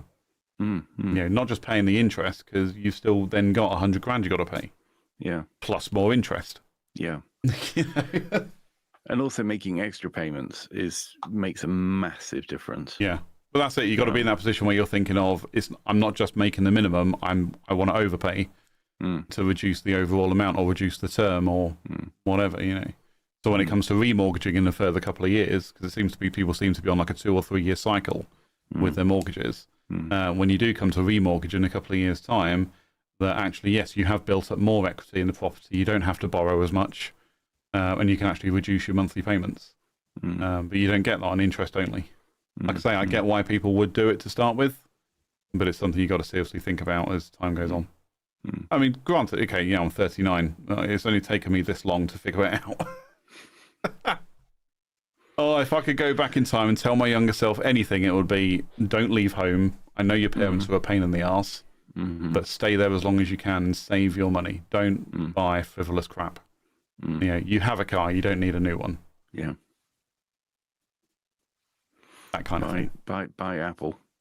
And invest in Apple and Bitcoin. Yeah, and Bitcoin. Yeah, buy shit tons of Bitcoin in 2009. And then don't touch it for 10 years. Yeah. Yeah, classic. So, but I tell you, I'm doing that now. I'm investing. Bitcoin? I'm investing more now. Yeah. Oh, right, okay. I've given up on playing the lottery. I stopped all of that now because the returns on it are not worth it. Again, I'm 39. It's taken me this long to figure it out. Yeah. And actually, Actually, no, my money's gone down quite a bit on Bitcoin. You just crashed in the last 10 minutes. Yeah, literally, it's just crashed. No, but it's like, so I've stopped playing the lottery because the returns aren't really worth it. Yeah. I'm putting money into Bitcoin. The amount that I was paying to the lotteries, I'm now investing in Bitcoin for two reasons. Number one, the trend over a very long periods of time is that it's going up, as you've explained to me a few times. But even if it all comes crashing down and I lost everything, well, it's just money that I would have spent on the lottery anyway, and I wouldn't have got anything back. Yeah. So what have I really lost? Nothing. So, and as it stands at the minute, touch wood, it's okay. I've only lost like £1. Well, out of the three-figure sum that exists in there at the moment, I've lost £1.36. That's not bad Overall. Out of £210, I've lost £1.36. Yeah, okay. But I know at some point it's going to go back up again. Yeah. I have been watching it. I have been looking at the trends over the last few months. And don't get me wrong, I haven't been spending £200 a month on lotteries, just to make that absolutely clear. I just, had a bit of extra capital, so decided just to put it in. It's generally around £30 a month that I put in now. But it's like I've been watching the trends. And it goes up and down. That's what stocks do, But eventually it's going to go back up. So I may be £1.36 down now. Give it another week, I might be £1.36 up. Yeah, give it a couple of years. Might be even more. Might be a lot more. Or it might be a lot more. Yeah. So I've taken both routes. I've gone high risk, high reward, and I've also gone low risk, low reward. Oh, right. I've got my general savings account, which gives me like 3.7% APR. Or AER, or whatever they fucking call it. Basically, I earn 1 penny every day for every £100 that's in that account. Right. So, again, it's low reward. In the long term, that's quite a low reward. Obviously, so £100 over the course of a year, I'm going to earn £375. Sorry, £3.75, not £375. £3.75. Yeah. For every £100 that's in there every year, which isn't a lot on return. Not if you consider inflation. What's that running at the moment? Fuck knows. But it's that I know I can just leave it there and it's going to tick over and it's going to earn a small amount every time. And yes, it gets cumulative, and the more I put in, the more it will accumulate and blah, blah, blah. But with high risk, yes, there's a risk I'm going to lose everything. But at the same time, there's also a chance I could come out quite well. Yeah, okay, I'm not going to be a millionaire out of it. I've missed that boat. I missed that boat 16 years ago when Bitcoin first went public. And you could buy a Bitcoin for like 10p or whatever it was, or 50p. God, it makes me sick. I know, right? I know. Now you got to pay £88,000 or £89,000 for one coin, and it's like, okay, I could have bought for £1. I could have had 2 coins, and I could have 100 grand in my pocket nearly. Yeah. But again, it's like we've spoken about it before. I could have done that 6 months ago. It was 70 grand. Well, exactly. So just hang on, everybody. It'll work out eventually. But it's that whole thing that you were saying. It's the. Oh, sorry, I was explaining to you last time we were talking about it. It was, I'd have that. I'd say I bought 1 Bitcoin for 50p or whatever it was back in 2009. I'd have probably got to, 5 years ago where it, kind of crossed over a £50,000 mark and would have gone, nope, I want to keep it now. But then again, hopefully, I would have had enough experience to be able to say, well, no, I've left it this long and it's grown this much. If I leave it even longer, it's going to grow even more. Yeah. So that's what she said. But yeah. Anyway. There we go. I need to pee. Okay. We'll take a short break. Back in a minute, folks. I need to press the button. Hang on. I think my email's been hacked. Oh, well, I've just put us back live as you said that, so sorry. I probably should have given you some warning that that's what we were going to do. So Ted's email's been hacked, everyone. Oops. Yeah. Do we need to take another break so you can deal with that? Let's just take a quick short break. It probably hasn't. That's fine now. Okay, we'll be right back. Hi, everybody. Sorry about that. Back. We're back. We are back. Crisis averted. Yes. It looks like I wasn't hacked because I was able to go in and change it. So there we go. Like I say, crisis averted. Crisis averted.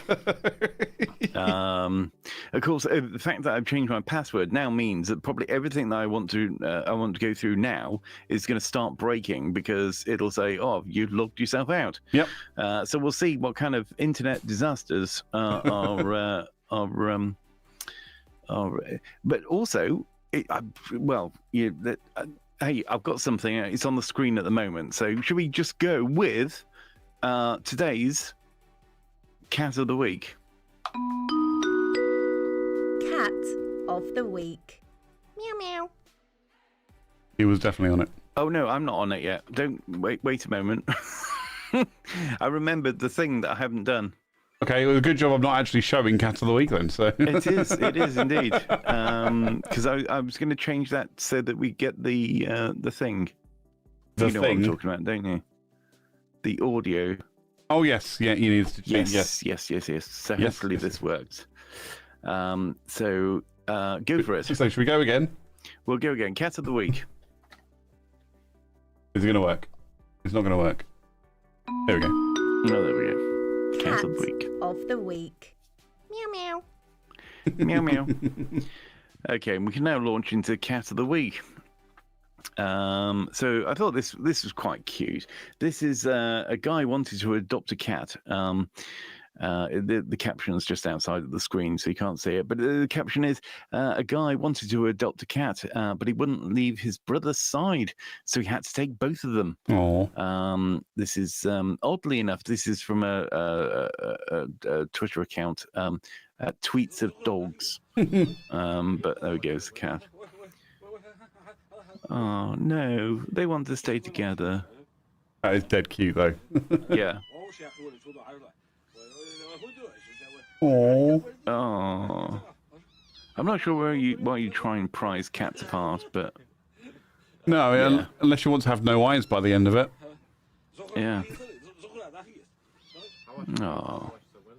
Now I'm just feeling sorry because I'm just like, I want to go and punch that guy for trying to pull them apart. You know, they clearly want to stay together. You're just distressing them for no reason whatsoever.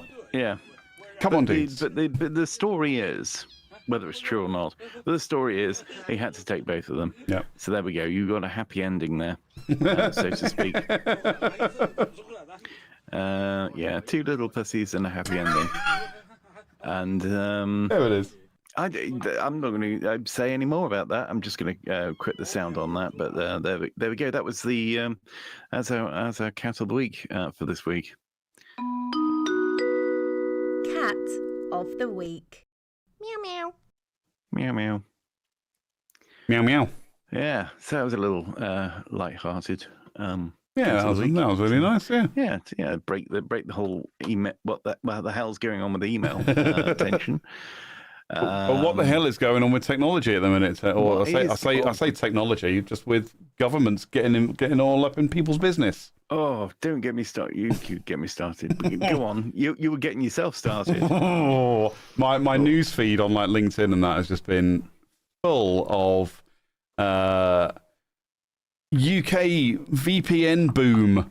Everyone's yes. Everyone's getting VPN and like Proton. Is it Proton? I think it's Proton. Proton VPN is the top downloaded app in the UK for the last week and a half or whatever it is. And Yeah, like 1,000% more downloads. yeah, 1,000% more downloads than normal. And it's like, yeah, because the UK government made it impossible for anyone to look at anything that is not safe for work without first of all giving up your privacy. Mm-hmm. So we're all using VPN to watch porn now, okay? Sorry, government, that's just what we're doing. Because But the thing, well, I mean, there's two things there. One is, God, I heard somebody talking about this and saying, well, actually, if you're going to hand out your details, do you want to hand out your details to sites that, you know, let's face it, are a little bit woo, a little bit way? mm-hmm. Or would you rather give your details to a VPN and set up a VPN and therefore have like a free reign? There's a few different trains of Who are thought. you going to trust? Well, that's the thing. So there's a few different trains of thought on this, and it's like anything that is free for you, or if you're not paying for a product, you are the product. Yep. They are taking your data and selling it. That's how they're making money. So all these free VPNs that people are downloading, all they're doing is just giving their data to someone else.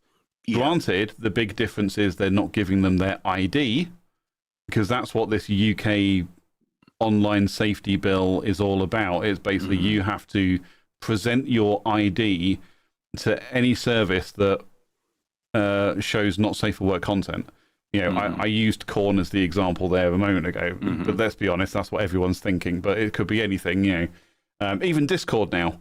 Discord. So we use Discord for sharing stuff, you and I. Yes, that's right, yeah. I use Discord quite a lot for gaming stuff. But if there is a server or a channel that I want to look at that is classified as not safe for work, I have to provide them a copy of my ID. So therefore, I'm just never going to do it on Discord. But why would I want to on Discord? It's a chat function, for God's sake. Yeah. So, yeah. But the result of that is people have downloaded VPNs. Now, there's two sides to that coin. Like, and as I said already, the first one is if you're not paying for that VPN, they're taking your data and selling it. You know, your personal information, not your internet traffic activity, but your personal information. The other side of it is, though, interestingly, is people are inadvertently making themselves safer online just by using a VPN.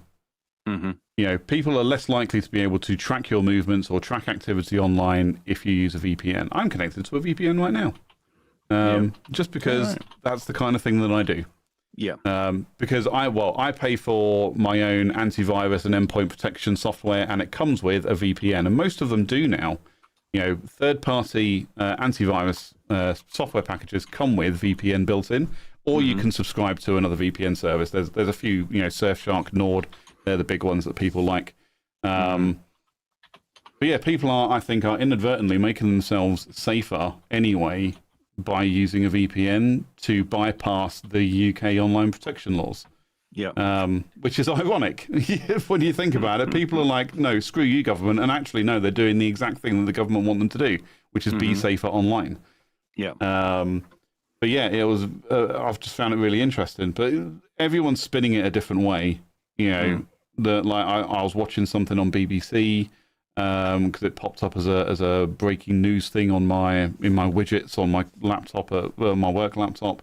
So I clicked on it, and it was basically the BBC going, no, this is stupid, it's dangerous, people shouldn't be using free VPNs, blah, blah, blah, they should just comply with the law, which tells you the way the BBC swings on it.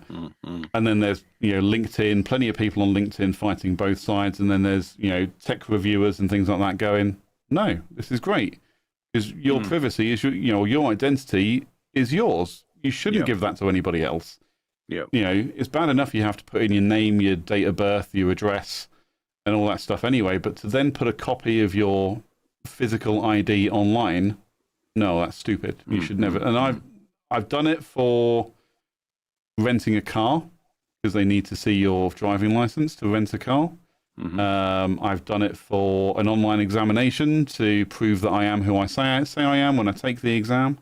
But that's pretty much it. You know, I don't log on to, you know, anything online, you know, for my own personal reasons, you know, whether that's Corn or, you know, I don't know, I can't even think of another example, just anything that, you know, that has harmful content. That's what they're saying, harmful content. And I've never signed up to anything like that. I've never, you know, put my name and date of birth and email address and home address into anything like that. And I'm definitely never giving them a copy of my driving license. Absolutely not. So get yourself a VPN, and okay, if you can't afford to buy or subscribe to a VPN, fine, use the free ones like Proton. And apparently Proton is one of the best free services. But if you can afford to subscribe to one, you should probably subscribe to one, because they are less likely to sell your data. And like I say, I've got one anyway through my antivirus. So, but it's obviously all about, you know, protecting kids online, and, you know, kids don't have money. They don't know how to pay for subscriptions like that. Well, they probably do. Well, yeah. I mean, Well, first of all, right, the one thing about that is if it's got anything to do with anything that's like not safe for work, the average 14-year-old, right, will have seen a way around this already, right, within 30 seconds of it becoming coming into law. Yep. But anyway, I just went to ChatGPT for like, what are the implications here? Okay, so with the Online Safety Act, positive implications, promoting safer speech. Bollocks. Safer. What makes it safe? Yeah, bollocks. So it says protection from online abuse. As if that's going to end. Yeah, so that won't end. More transparent content moderation. Special protections for journalism and democratic speech. Democratic speech. Now, this is the thing. It's like when people talk about people talk about our democracy, as though there's different types of democracy. Sure, there's democracy and there's not democracy, and having people have a free reign on the internet, that's got to be the most democratic way, surely. I was going to say, surely leaving people the hell alone is the most democratic thing to do. Well, you would think so. But anyway, special protections for journalism. What about journalism? How does that give special protection to journalists? Well, of course, you said that the BBC are very pro this. Yeah. But then, of course, they would be, because the implication in many ways is, hey, this is where you're going to get your news from now on. Don't try going to other platforms, which can be banned at the drop of a hat. And a focus on accountability over direct censorship. Yeah, I'm not sure about that either. Negatives. Should we go for the negatives? Yeah, let's go for the negatives and then I'll give some comments. Negatives, brackets, risks to freedom of expression. Okay. Number one, broad and vague definitions of harmful content, which is what you mentioned. Some legal but harmful content, especially around misinformation, offensive language, or disturbing ideas, could be removed by platforms trying to avoid penalties, creating a chilling effect on controversial or minority viewpoints. Now, that is the key thing. Like, number one is the key thing. It's in the same way as the key thing with the in the US with the Constitution. It's the first one is the most important one. Interestingly, theirs gives them the protection and freedom of expression, whereas here, the first thing on the list that we've got here is a negative implication of this act is it's stripping that away. Broad and vague definitions, that's always a problem. So if it's too broad, it can then envelop lots of things you decide you wanted to envelop. A chilling effect on controversial and minority viewpoints, very true. Then you've got this legal but harmful.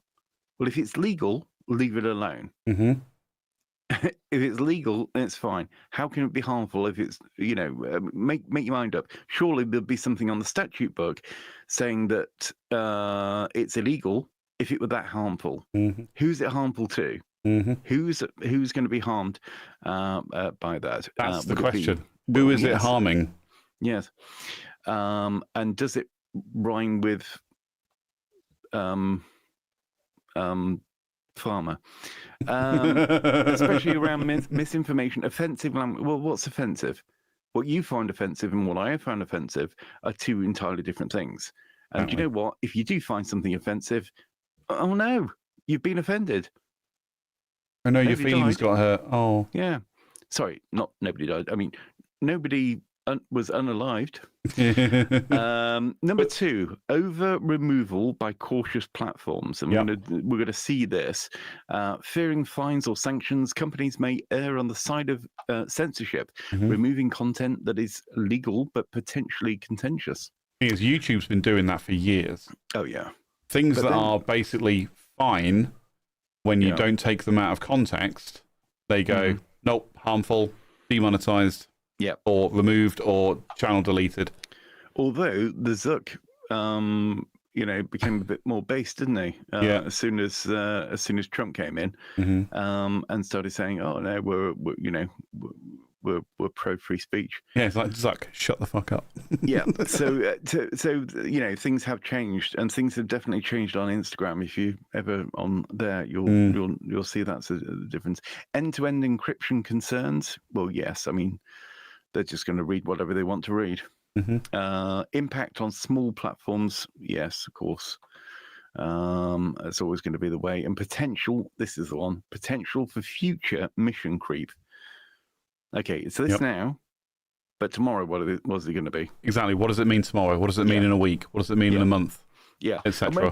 When people say, "Oh, yeah, but that's just a stupid thin end of the wedge argument," look around you. Look at everything that starts with an idea, and then it just gets worse and worse, and starts encompassing other things. Yep.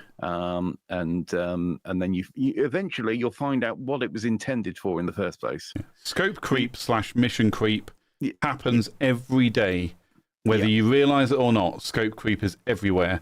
It happens, right? And I'll give you a really good example. You and I talk. You and I will start a conversation about a subject about. People, parents wanting their kids to buy their house. And we mission creeped and scope creeped that into car rentals. Yep. That was a complete tangent, and that is essentially what scope creep is. So, audience, not that I want to talk down to you or anything like that, but, that's, if you're concerned about mission creep, it happens all the time.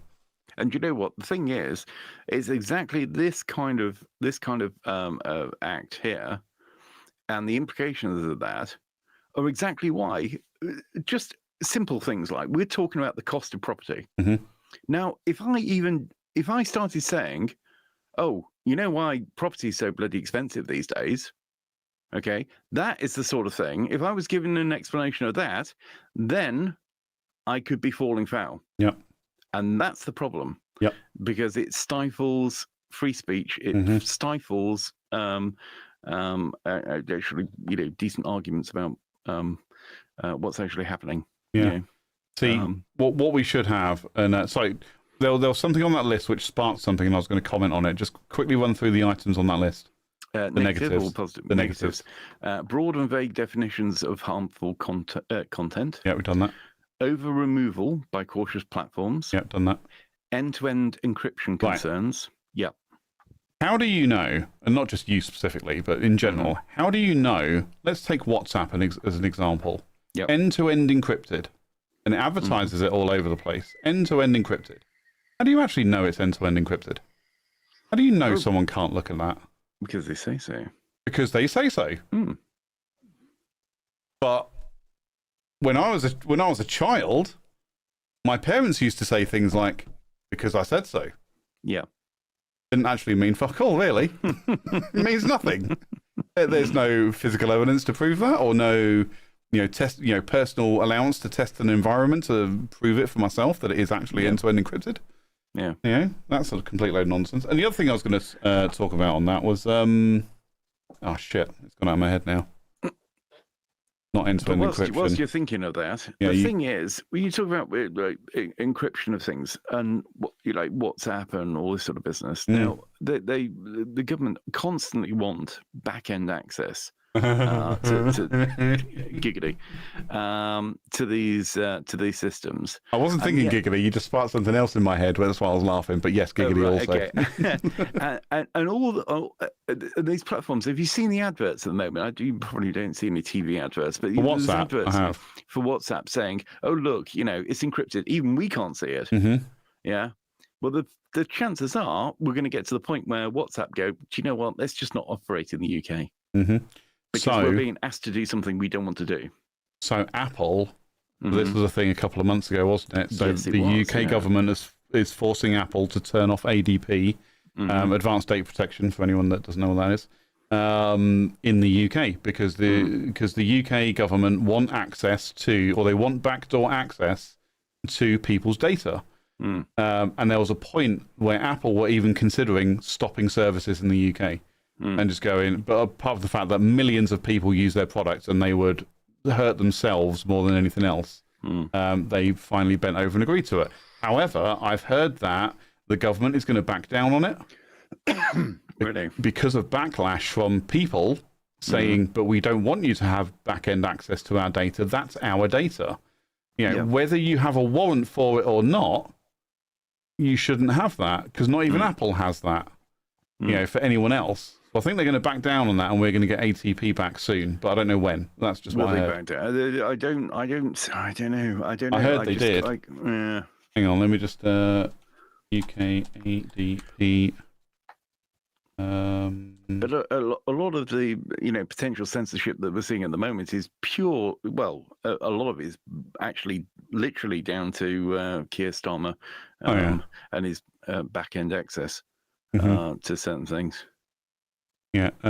What Apple Policy? There was something. Google confirms the UK has not asked to weaken the encryption with a backdoor, unlike Apple. No, that's not it. There was a whole thing I was reading about it the other day, and I was like, that's interesting. Basically, from pushback from Apple and people and other big tech, and the US as well. I think the US has been pushing this one as well. Yeah. To say, no, you shouldn't have that. Yeah. That's bad. I can't find it right now, but it was a thing. Go Google it for yourself. And I've just remembered the other thing I was going to talk about the UK Online Safety Act, is why is it the government's responsibility to do this? So you as a parent are, I assume, teaching your son what you believe to be best practice. Yep. You're educating your son around online safety, what is harmful content, what you shouldn't really be looking at. So, anything adult content or, harmful, anything like that. There are also protections available on devices to block access to harmful content. Yep. And actually, so I was ordering some vape juice whilst I was sat at the garage having my car looked at. I was hotspotted to my phone, and it wouldn't let me go on the tobacco website. On to Go Smoke Free. Oh, right. It wouldn't let me go onto a vape website without me logging into my account to expressly allow the permission. That has been a thing in the UK for a long time, where by default, access to adult or potentially unsafe content has been blocked by default for a long time. So when you get a new internet provider, when you get a new phone provider, you have to physically go in and change the parameters to allow access to that content. So when I took out my Virgin Media contract for my internet, I had to go in and allow access so I could get onto Cornhub. It's just what you have to do as an adult. So the protections are there by default, but you as a parent can also control the access on specific devices for your children. You set up parental controls. And again, we've had parental controls for a long time. So why is the onus now on the government to change this? Surely the onus is on the parents. Harmful content includes, pornography. It includes violence. It includes drug use. It includes this, that, and the other. Surely, and I'm not trying to sit here and go, it's your fault as a parent, but I am sitting there thinking, you should know what's best for your kid, or you understand what is offensive to you, and they are the principles you should be instilling in your child or children. Yeah. So why does the government now have to step in to do something about that? Why is there no more education around it to say, please, parents, think about what you're doing? We know that, violent video games are okay for some kids, but not for others, and you have to use your best judgment for that. Okay. Well, there's two things there. One, they're completely incompetent, so they don't understand anything. They don't understand how the internet works. So they would not be aware of these types of things that are already in place. They would not be aware that the average 13-year-old will know their way around things better than they would. So whatever restrictions you've put in place, they're going to be several steps ahead. But when it comes down to it, again, you're looking at it in terms of, okay, how's this actually going to work for protection of children, whatever, which is all the headline stuff. What we're not talking about, and what we should be talking about, is actually what's the purpose of this? Because the purpose of this is not to let little Johnny doesn't look at a corn site. This is so that actually we can know what the parents are doing, and we can restrict the parents from complaining that there are real world harms to their children that the government is responsible for, directly or indirectly, and we don't want people saying that.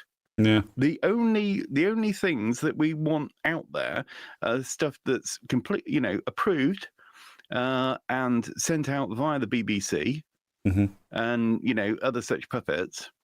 And we do not want news coming to people, and we do not want people, getting together, speaking to one another. God forbid, organising in any kind of way. And that is why we've got this act. I was going to say bill. No, it's an act. Everything's a bloody act these days. As soon as they get into power and they go, "Oh, we got a fantastic mandate." No, you don't. You were just up against the Tories, who are absolutely ridiculous.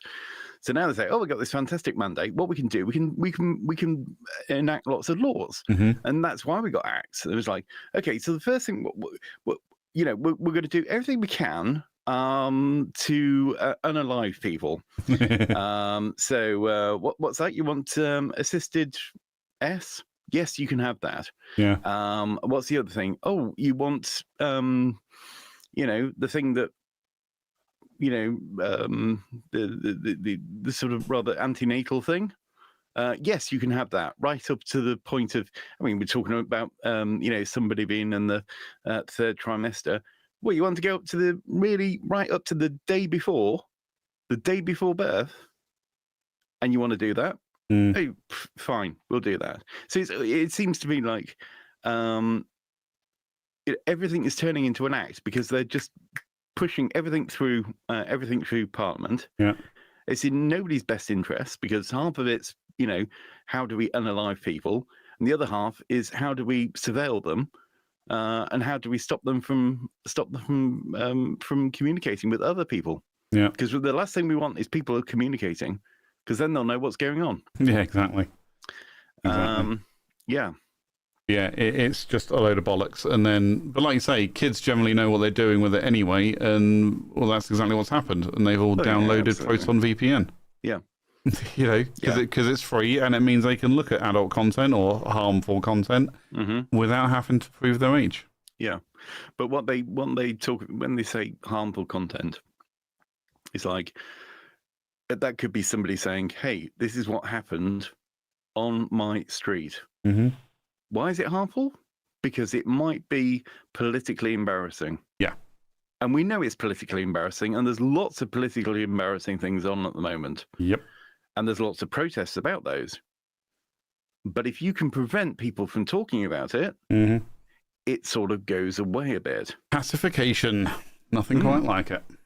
But then you can then divide, and you are literally dividing people because you're saying that, one person in one village can't talk to another person in another town about a particular thing. Yeah. And the best bit is if you can get around, the back end access, Starmer, if you can get back end access to people's WhatsApp, and you start looking at, what people are saying, what messages are being sent, then you can, you can do with that information what you might want to. Yep. Obviously, anybody that's got WhatsApp and group chats, don't engage. Don't engage. don't say it. I mean, in terms of work anyway, I wouldn't, as far as I'm concerned. If you write anything electronically, just assume that that's going to be taken and published in the next parish council notices. You know what it reminds me of? That's how secure anything is. Don't write it down if you don't want it. If you don't want your name put to it. It was like what we used to teach in the organisation about radio communications. When you're talking on the radio, always assume that there's someone else listening. Yeah. And that's exactly what you need to do with the internet, with WhatsApp and Facebook and all these things that are supposedly end-to-end encrypted. You should always assume there's someone else listening somewhere in the world, because it happens. Yeah. Well, I mean, even really low level, if you think about it, if you're in an organization of any type which is subject to freedom of information requests, Be very careful what you put in the chat function of your Teams. Yep. Your Teams conversations. Yep. And even the video calls which are recorded. Mm-hmm. All of that could be brought up in a Freedom of Information request. Yep. So when you've said something about a service user or a colleague, whatever it may be. Happens all the time in my line of work. I get what we call subject access requests. Mm-hmm. Essentially, it's someone who's left or been fired or whatever, has a grievance, can put in anything to say, well, I want to see all the emails relating to this person that I sent or they sent to me to prove my case. Yep. And it's all recorded. Mm-hmm. And it's all stored, and you can get it. Mm-hmm. You know, even your, think about like your work emails and things like that are not, whatever the word is, impenetrable. No. Someone can access it. An IT administrator can access it if they need to, and that's So you should always be careful what you're saying anyway. Yeah. But yeah, the whole thing about the UK Online Safety Act, it's just a load of bollocks, and it's annoyed a lot of people. And me, me as well. I say me especially, but no, me as well. It's like I don't really access, what they're describing as harmful content. Well, apparently I do. Like I say, I wanted to buy vape juices, and I had to provide my ID for the privilege. Actually, no, I didn't have to provide my ID, but I had to go and do something to then be able to get to that website. Because of online protections, and there are, like gambling websites. I'm pretty sure now if you went onto a gambling website, you'd have to prove your age. You'd have to put your ID in there or something. I don't go onto those, so I don't really know. But yeah, it's just a load of nonsense. But like I say, the silver lining on it, if you want to call it a silver lining, is some people are taking the right steps to actually protect themselves online by using VPN services. And yes, okay, Proton is free, it is trusted, but it does mean they're probably gathering your personal information and selling it onto brokers. Yeah. If you're not paying for a product, you are the product. Yeah. Just remember that, people. Yeah. Anything that's free is not free. Freedom is not free, my friends. Freedom isn't free. And we were having a conversation earlier about changing passwords. Obviously, a very good thing to do, and not having the same password for absolutely everything. But actually, maybe to some degree, sometimes it's worth actually having a brand spanking new email address, so that that there's no sort of legacy, details of yours floating about. If you've got something that's entirely new, that's probably a good thing to do every now and again. I dread to think how many zombie email accounts are out there with my name on it, where I've just had an email account and then just got rid of it because as you do when you're a kid, you just go, oh, I'm gonna have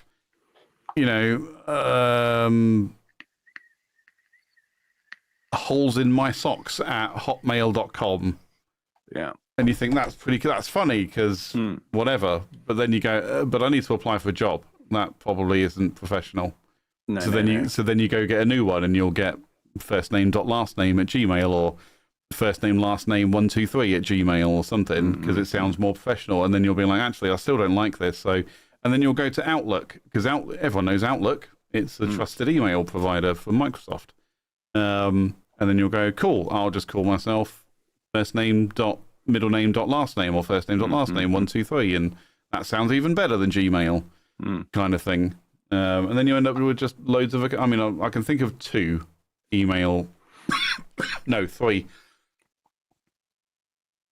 Excuse me. I can think of 3 email accounts that I don't use anymore. I haven't accessed for years, but probably still exists somewhere.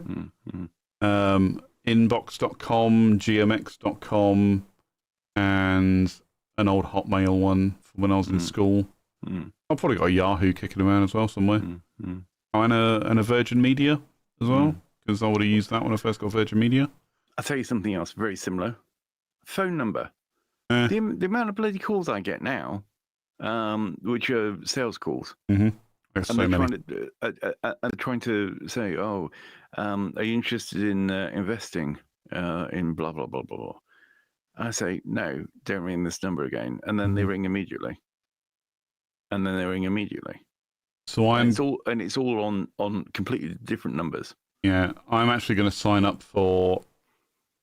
I'm not sure when. I'm trying to figure it out in my budget when I can actually afford to do it, because unlike all the adverts, you don't actually pay for a month, or what they lead you to believe in the adverts. You don't pay for this stuff monthly. It's an annual subscription that you pay for outright.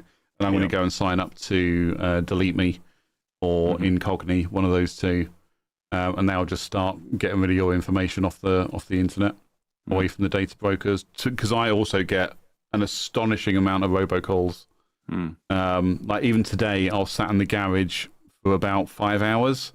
No, maybe about 6 hours, however long it was. Every hour, I'm getting a call from a number I don't know. I've stopped answering calls to numbers I don't know because the number of times you'll answer it and then they'll hang up, or you'll answer it and it'll be an AI voice, or you'll answer it and it'll be someone being like, "Oh, would you like to buy this?" No, I wouldn't. Go away. Stop calling me. And generally, if they don't leave me a voicemail, they get blocked. Yeah. Because and I tell everyone that I meet and everyone that I know, especially around work, I'm like, if you call me and I don't have your number, you need to leave me a voicemail. Yeah. Otherwise, I will block you, because I don't answer calls from people I don't know. And if they don't leave a voicemail, it's probably a robocall and it's just going to get blocked. But Delete Me. I'm forever blocking them, but obviously they seem to have an infinite number. Oh, they really do, telephone numbers. Oh, they really do. Yeah, the ones that... So when you get a phone call, you pick it up and the line goes dead immediately. That's a robocall to check that the line is alive. To check that your number actually works. And then they will sell it to other people to then start calling you, because they'll be like, "Yeah, that's an active number. Off you go." And so, which is why I don't answer them. Because hopefully it's part of a strategy that hopefully means they'll be like, "No, nobody answered. Ignore that one." But I still get loads of them. So I'm going to sign up to a privacy service like that. Like I say, either Incogni or Delete Me. And I'm leaning more towards Delete Me because it's better value for money, in my opinion. Because it's just me. I'm not doing like a family plan or anything like that. I'll just sign up to their basic package, which gets more than the basic package from Incogni, which is a little bit more expensive than the basic from Incogni, but less than the ultimate plan from Incogni, which does get you all the bits that Delete Me does. So I'll probably go Delete Me, just to start getting rid of because I'm fed up with people emailing me and sending me. The number of emails that I get about you and me on this show is astonishing, and I don't know where they're getting my email address from. But they go, "Hi CJ, we've listened to your podcast," and it's to an email address that is nothing to do with our podcast. And I've actually even stopped responding to them. I just report them as spam immediately and then delete them. So Microsoft stopped sending them to me. But yeah, it's really bad at the minute. But that's it. It's the, if you've taken out, if you've looked at something or you've pressed the button that just says "I accept cookies," they're farming your data. Yeah, and they're selling it, and that's how they're making money, which makes me sick. If I'm honest, it actually. It's probably an overreactive response from me, but it actually makes me really depressed. The fact that there are so many people in the world who are just making money from a small button that says accept and continue. Yeah. You know, and then selling your information, you know, your location, your phone, like I say, name, email address, phone number, date of birth, and your location. And they're making money out of it. It actually depresses me a lot, and it makes me really despair for this world. You know, why can't everyone just do the right thing and do good things? You know, I had this conversation with my family last weekend, actually, just around like technology, and it's like technology should absolutely be there for good. It should be a force for good. Yeah, and we should be doing good things with it to benefit mankind and the world. But there are as many people there are that are trying to do that. There are just as many, if not more, people doing bad things with it. Which is, like I say, for me, a depressing thought. Anyway, I'm going to move off this topic because I don't want to bum everybody out. I don't want to bum myself out either. We had a good night. Yeah. But there we go. That was what were we even talking about? The Online Safety Act. Yeah. That was a good show. Yeah. That was a good way to end it. Yeah, absolutely. But now we're slagged off that act. If we're still on the internet next week, If you haven't been cancelled. yeah, if we haven't been cancelled somehow, then we might see you next week, might not.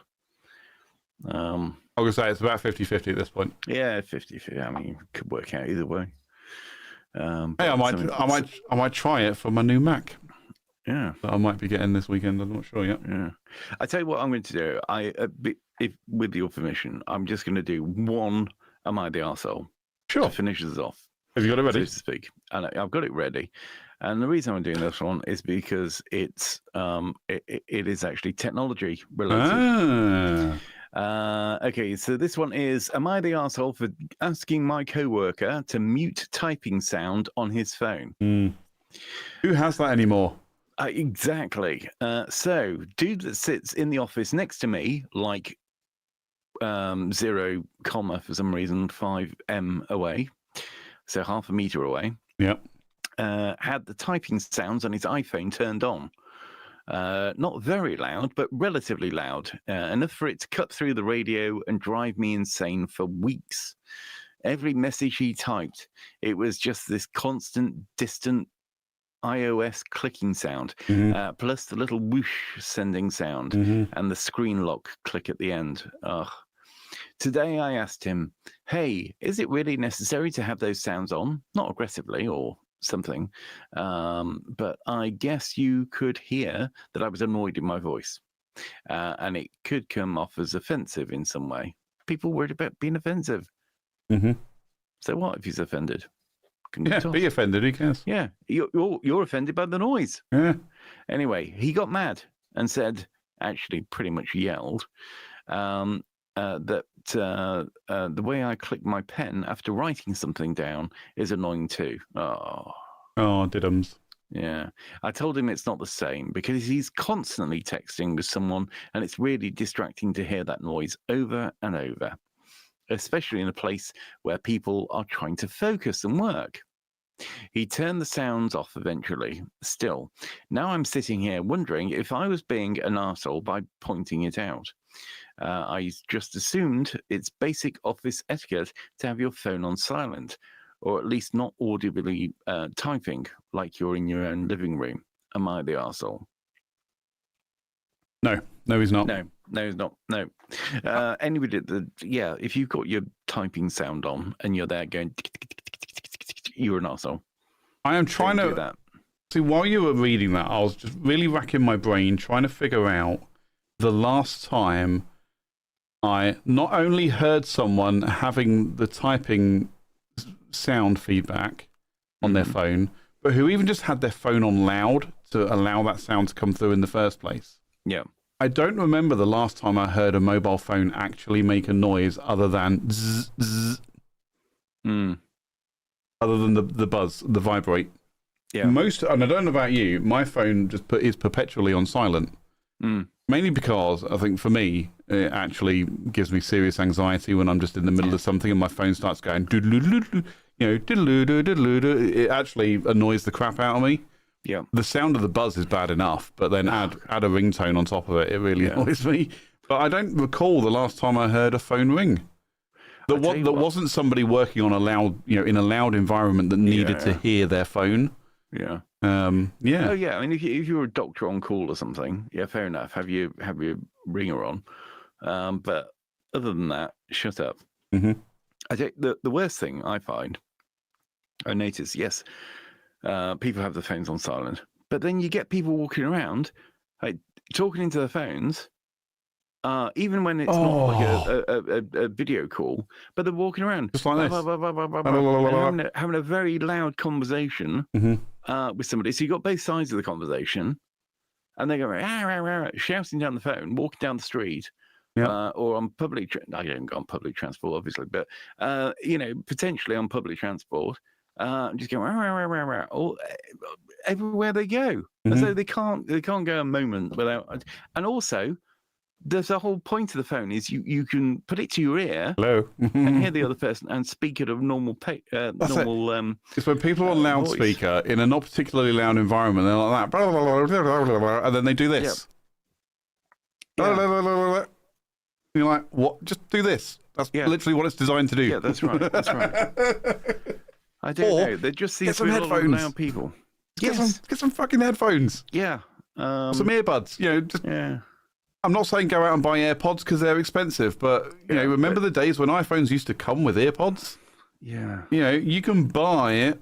You know, Lightning. You know, if you've got an older iPhone, Lightning or a USB-C or whatever connector you need for earphones with a microphone that plugs into your phone really cheaply.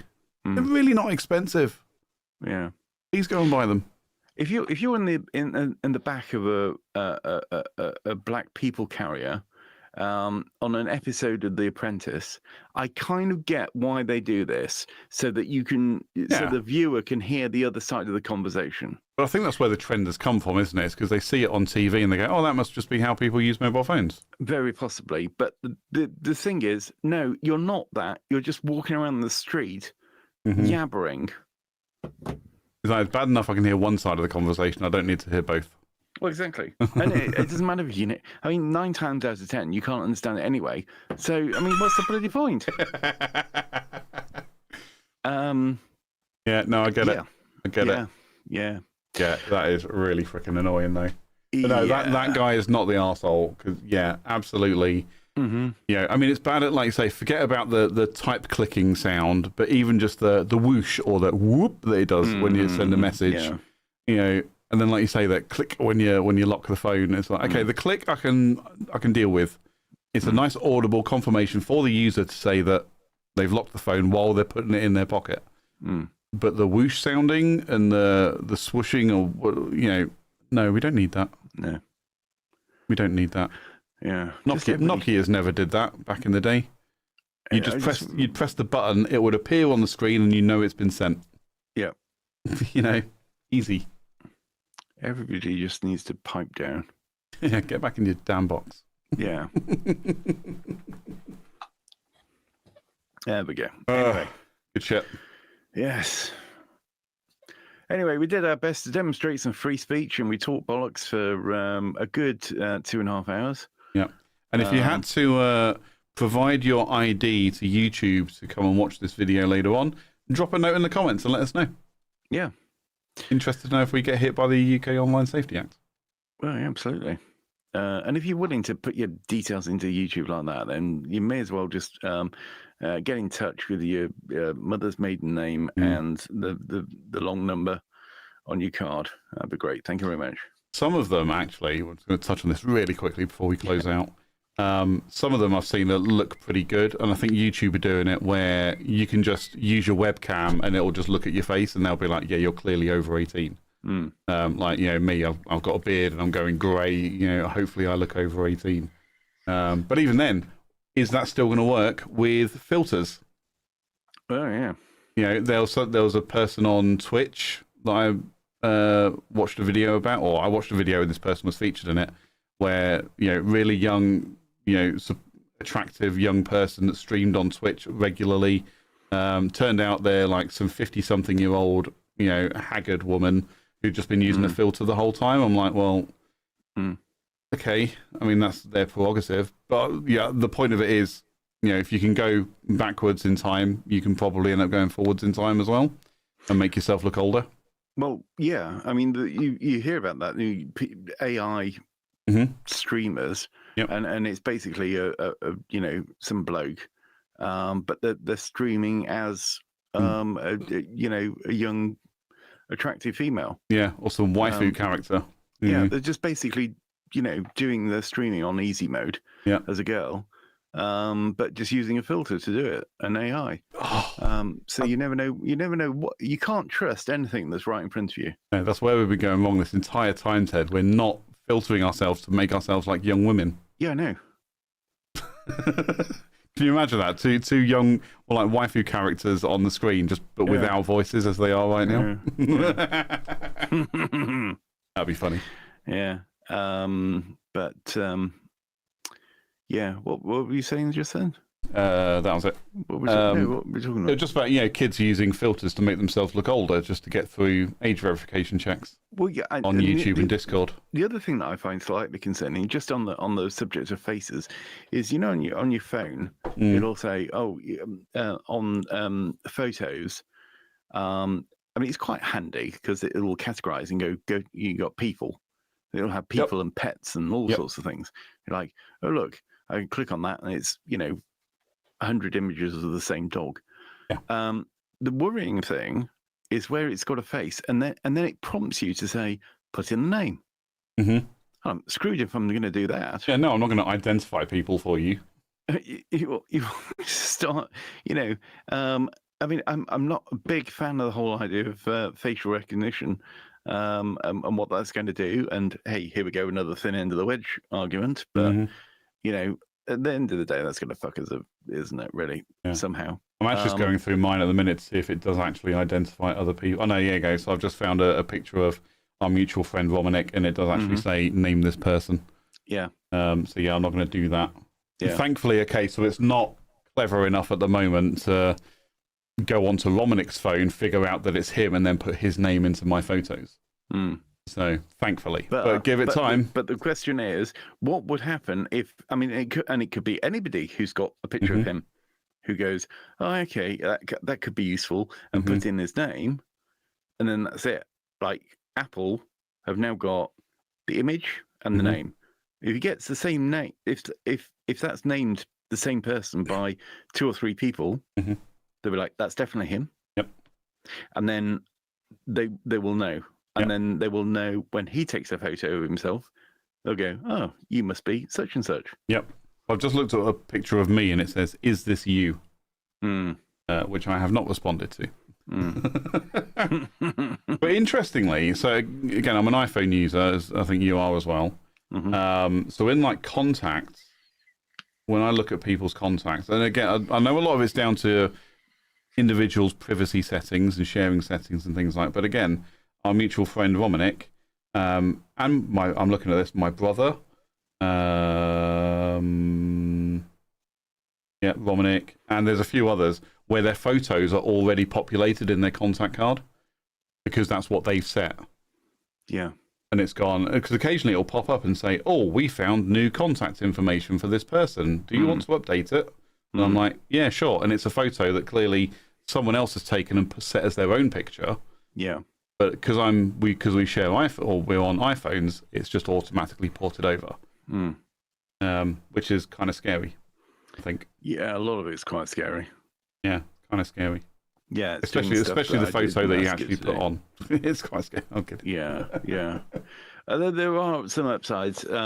Occasionally, something comes along and it's actually quite amusing. Yeah. Like on photos, because it does the little videos and things. I got I've actually got 2 of them, so two different years worth. But I got a video called "Feathered Friends," and it's just lots of pictures of ducks and swans and things. Yeah, I like the little. It's weird though, isn't it? Because there are bits where you go, I like this quirk. It's amusing, and I guess that's what it is. When it's amusing, you kind of go, that's okay. It's funny. It's all right. But when you then actually kind of drill down into it, you're like, actually, this is quite invasive. Like you've literally picked out all the pictures of me. You've picked out all the pictures of me and my ex. You've picked out all the pictures of my ex on her own that she sent to me. You've picked out pictures of her kids. You've picked out all, and you asked me to name them. No, not doing that. Not going to do it. But yeah, kind of scary that you're now clever enough to recognize all their faces and stuff, and like you say, put them into these collections. Yeah. But Feathered Friends is funny. But the other scary thing is, no, you might not put your name to it, but somebody might put your name next to a photo of you. Yeah, somebody will one day. Yeah. And then, but that's the thing. I think right now it doesn't do that, but eventually it might. And again, it'll be down to your privacy settings. And I think this is a bit where Apple do kind of get it right, is they go, well, whatever you set as your privacy settings, that's your privacy settings. When we release a new operating system or an update, we're not going to go ahead and reset them. There might be changes, and there might be additional settings for you to do, but we're not going to change your current settings. Yeah. Whereas Microsoft will just flat out reset your privacy settings because they're dicks. That's why I'm buying a Mac, because I don't want another Microsoft device for my technology. I've got this. I need something else for my uni stuff and some creative bits, but I don't want a Microsoft device to do it. I want a Mac. I do believe in Apple and their mission. I do not believe in Microsoft. I believe in some things from Microsoft, but they're doing good things and they're releasing some good technologies, thinking specifically about the AI and Copilot and that. I'm really into Copilot at the minute. But yeah, when it comes to like their general consumer stuff, hate it. Their consumer products are awful. They're basically trying to strong arm you into doing things that they want. Like, they'll adjust your privacy settings for you at the release of a new operating system, and hope that you don't notice. So you could have had all your location settings turned off. You could have had all what do they call it? Like the advertising ID. You can have all that turned off, and then you'll install the latest version of Windows 11, and it'll all be turned on without you even knowing about it. And because you didn't read the terms and conditions to say that it's there, you just ignore it. And you don't even realize it's happened.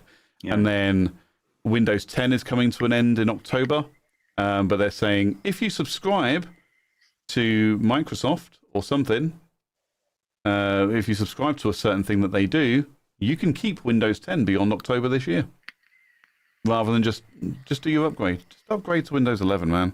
It's the same operating system. It behaves exactly the same. It's no different. It just looks a bit different. Anyway, that's by the by. And then and constant advertising as well. If you have a consumer product, a consumer version of Windows, whenever you open the settings or open something, it just pops up and just goes, buy Microsoft 365. Subscribe now. And you're just like, just piss off.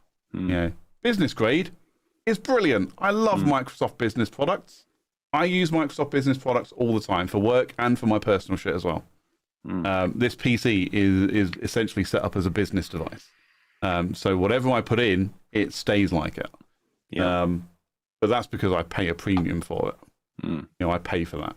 It's not a free thing. Again, if it's free, if you're getting a product that's free, you are the product. And they will do whatever they want because it's free. So here endeth the lesson. Got on my high horse there a little bit. Yeah. Be safe out there. Yeah, be safe, kids. Yeah. Use a VPN. Yeah. This is the thing. Online safety, important. But my goodness, online safety is not something you entrust to the government.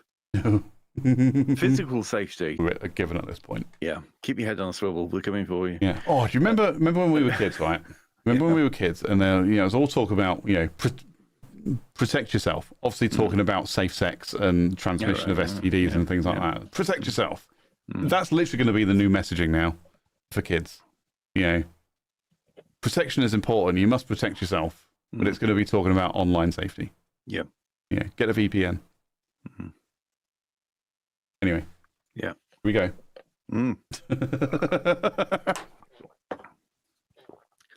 Yeah. If you're still watching, then you need to be doing more to protect yourself, I think. Yeah.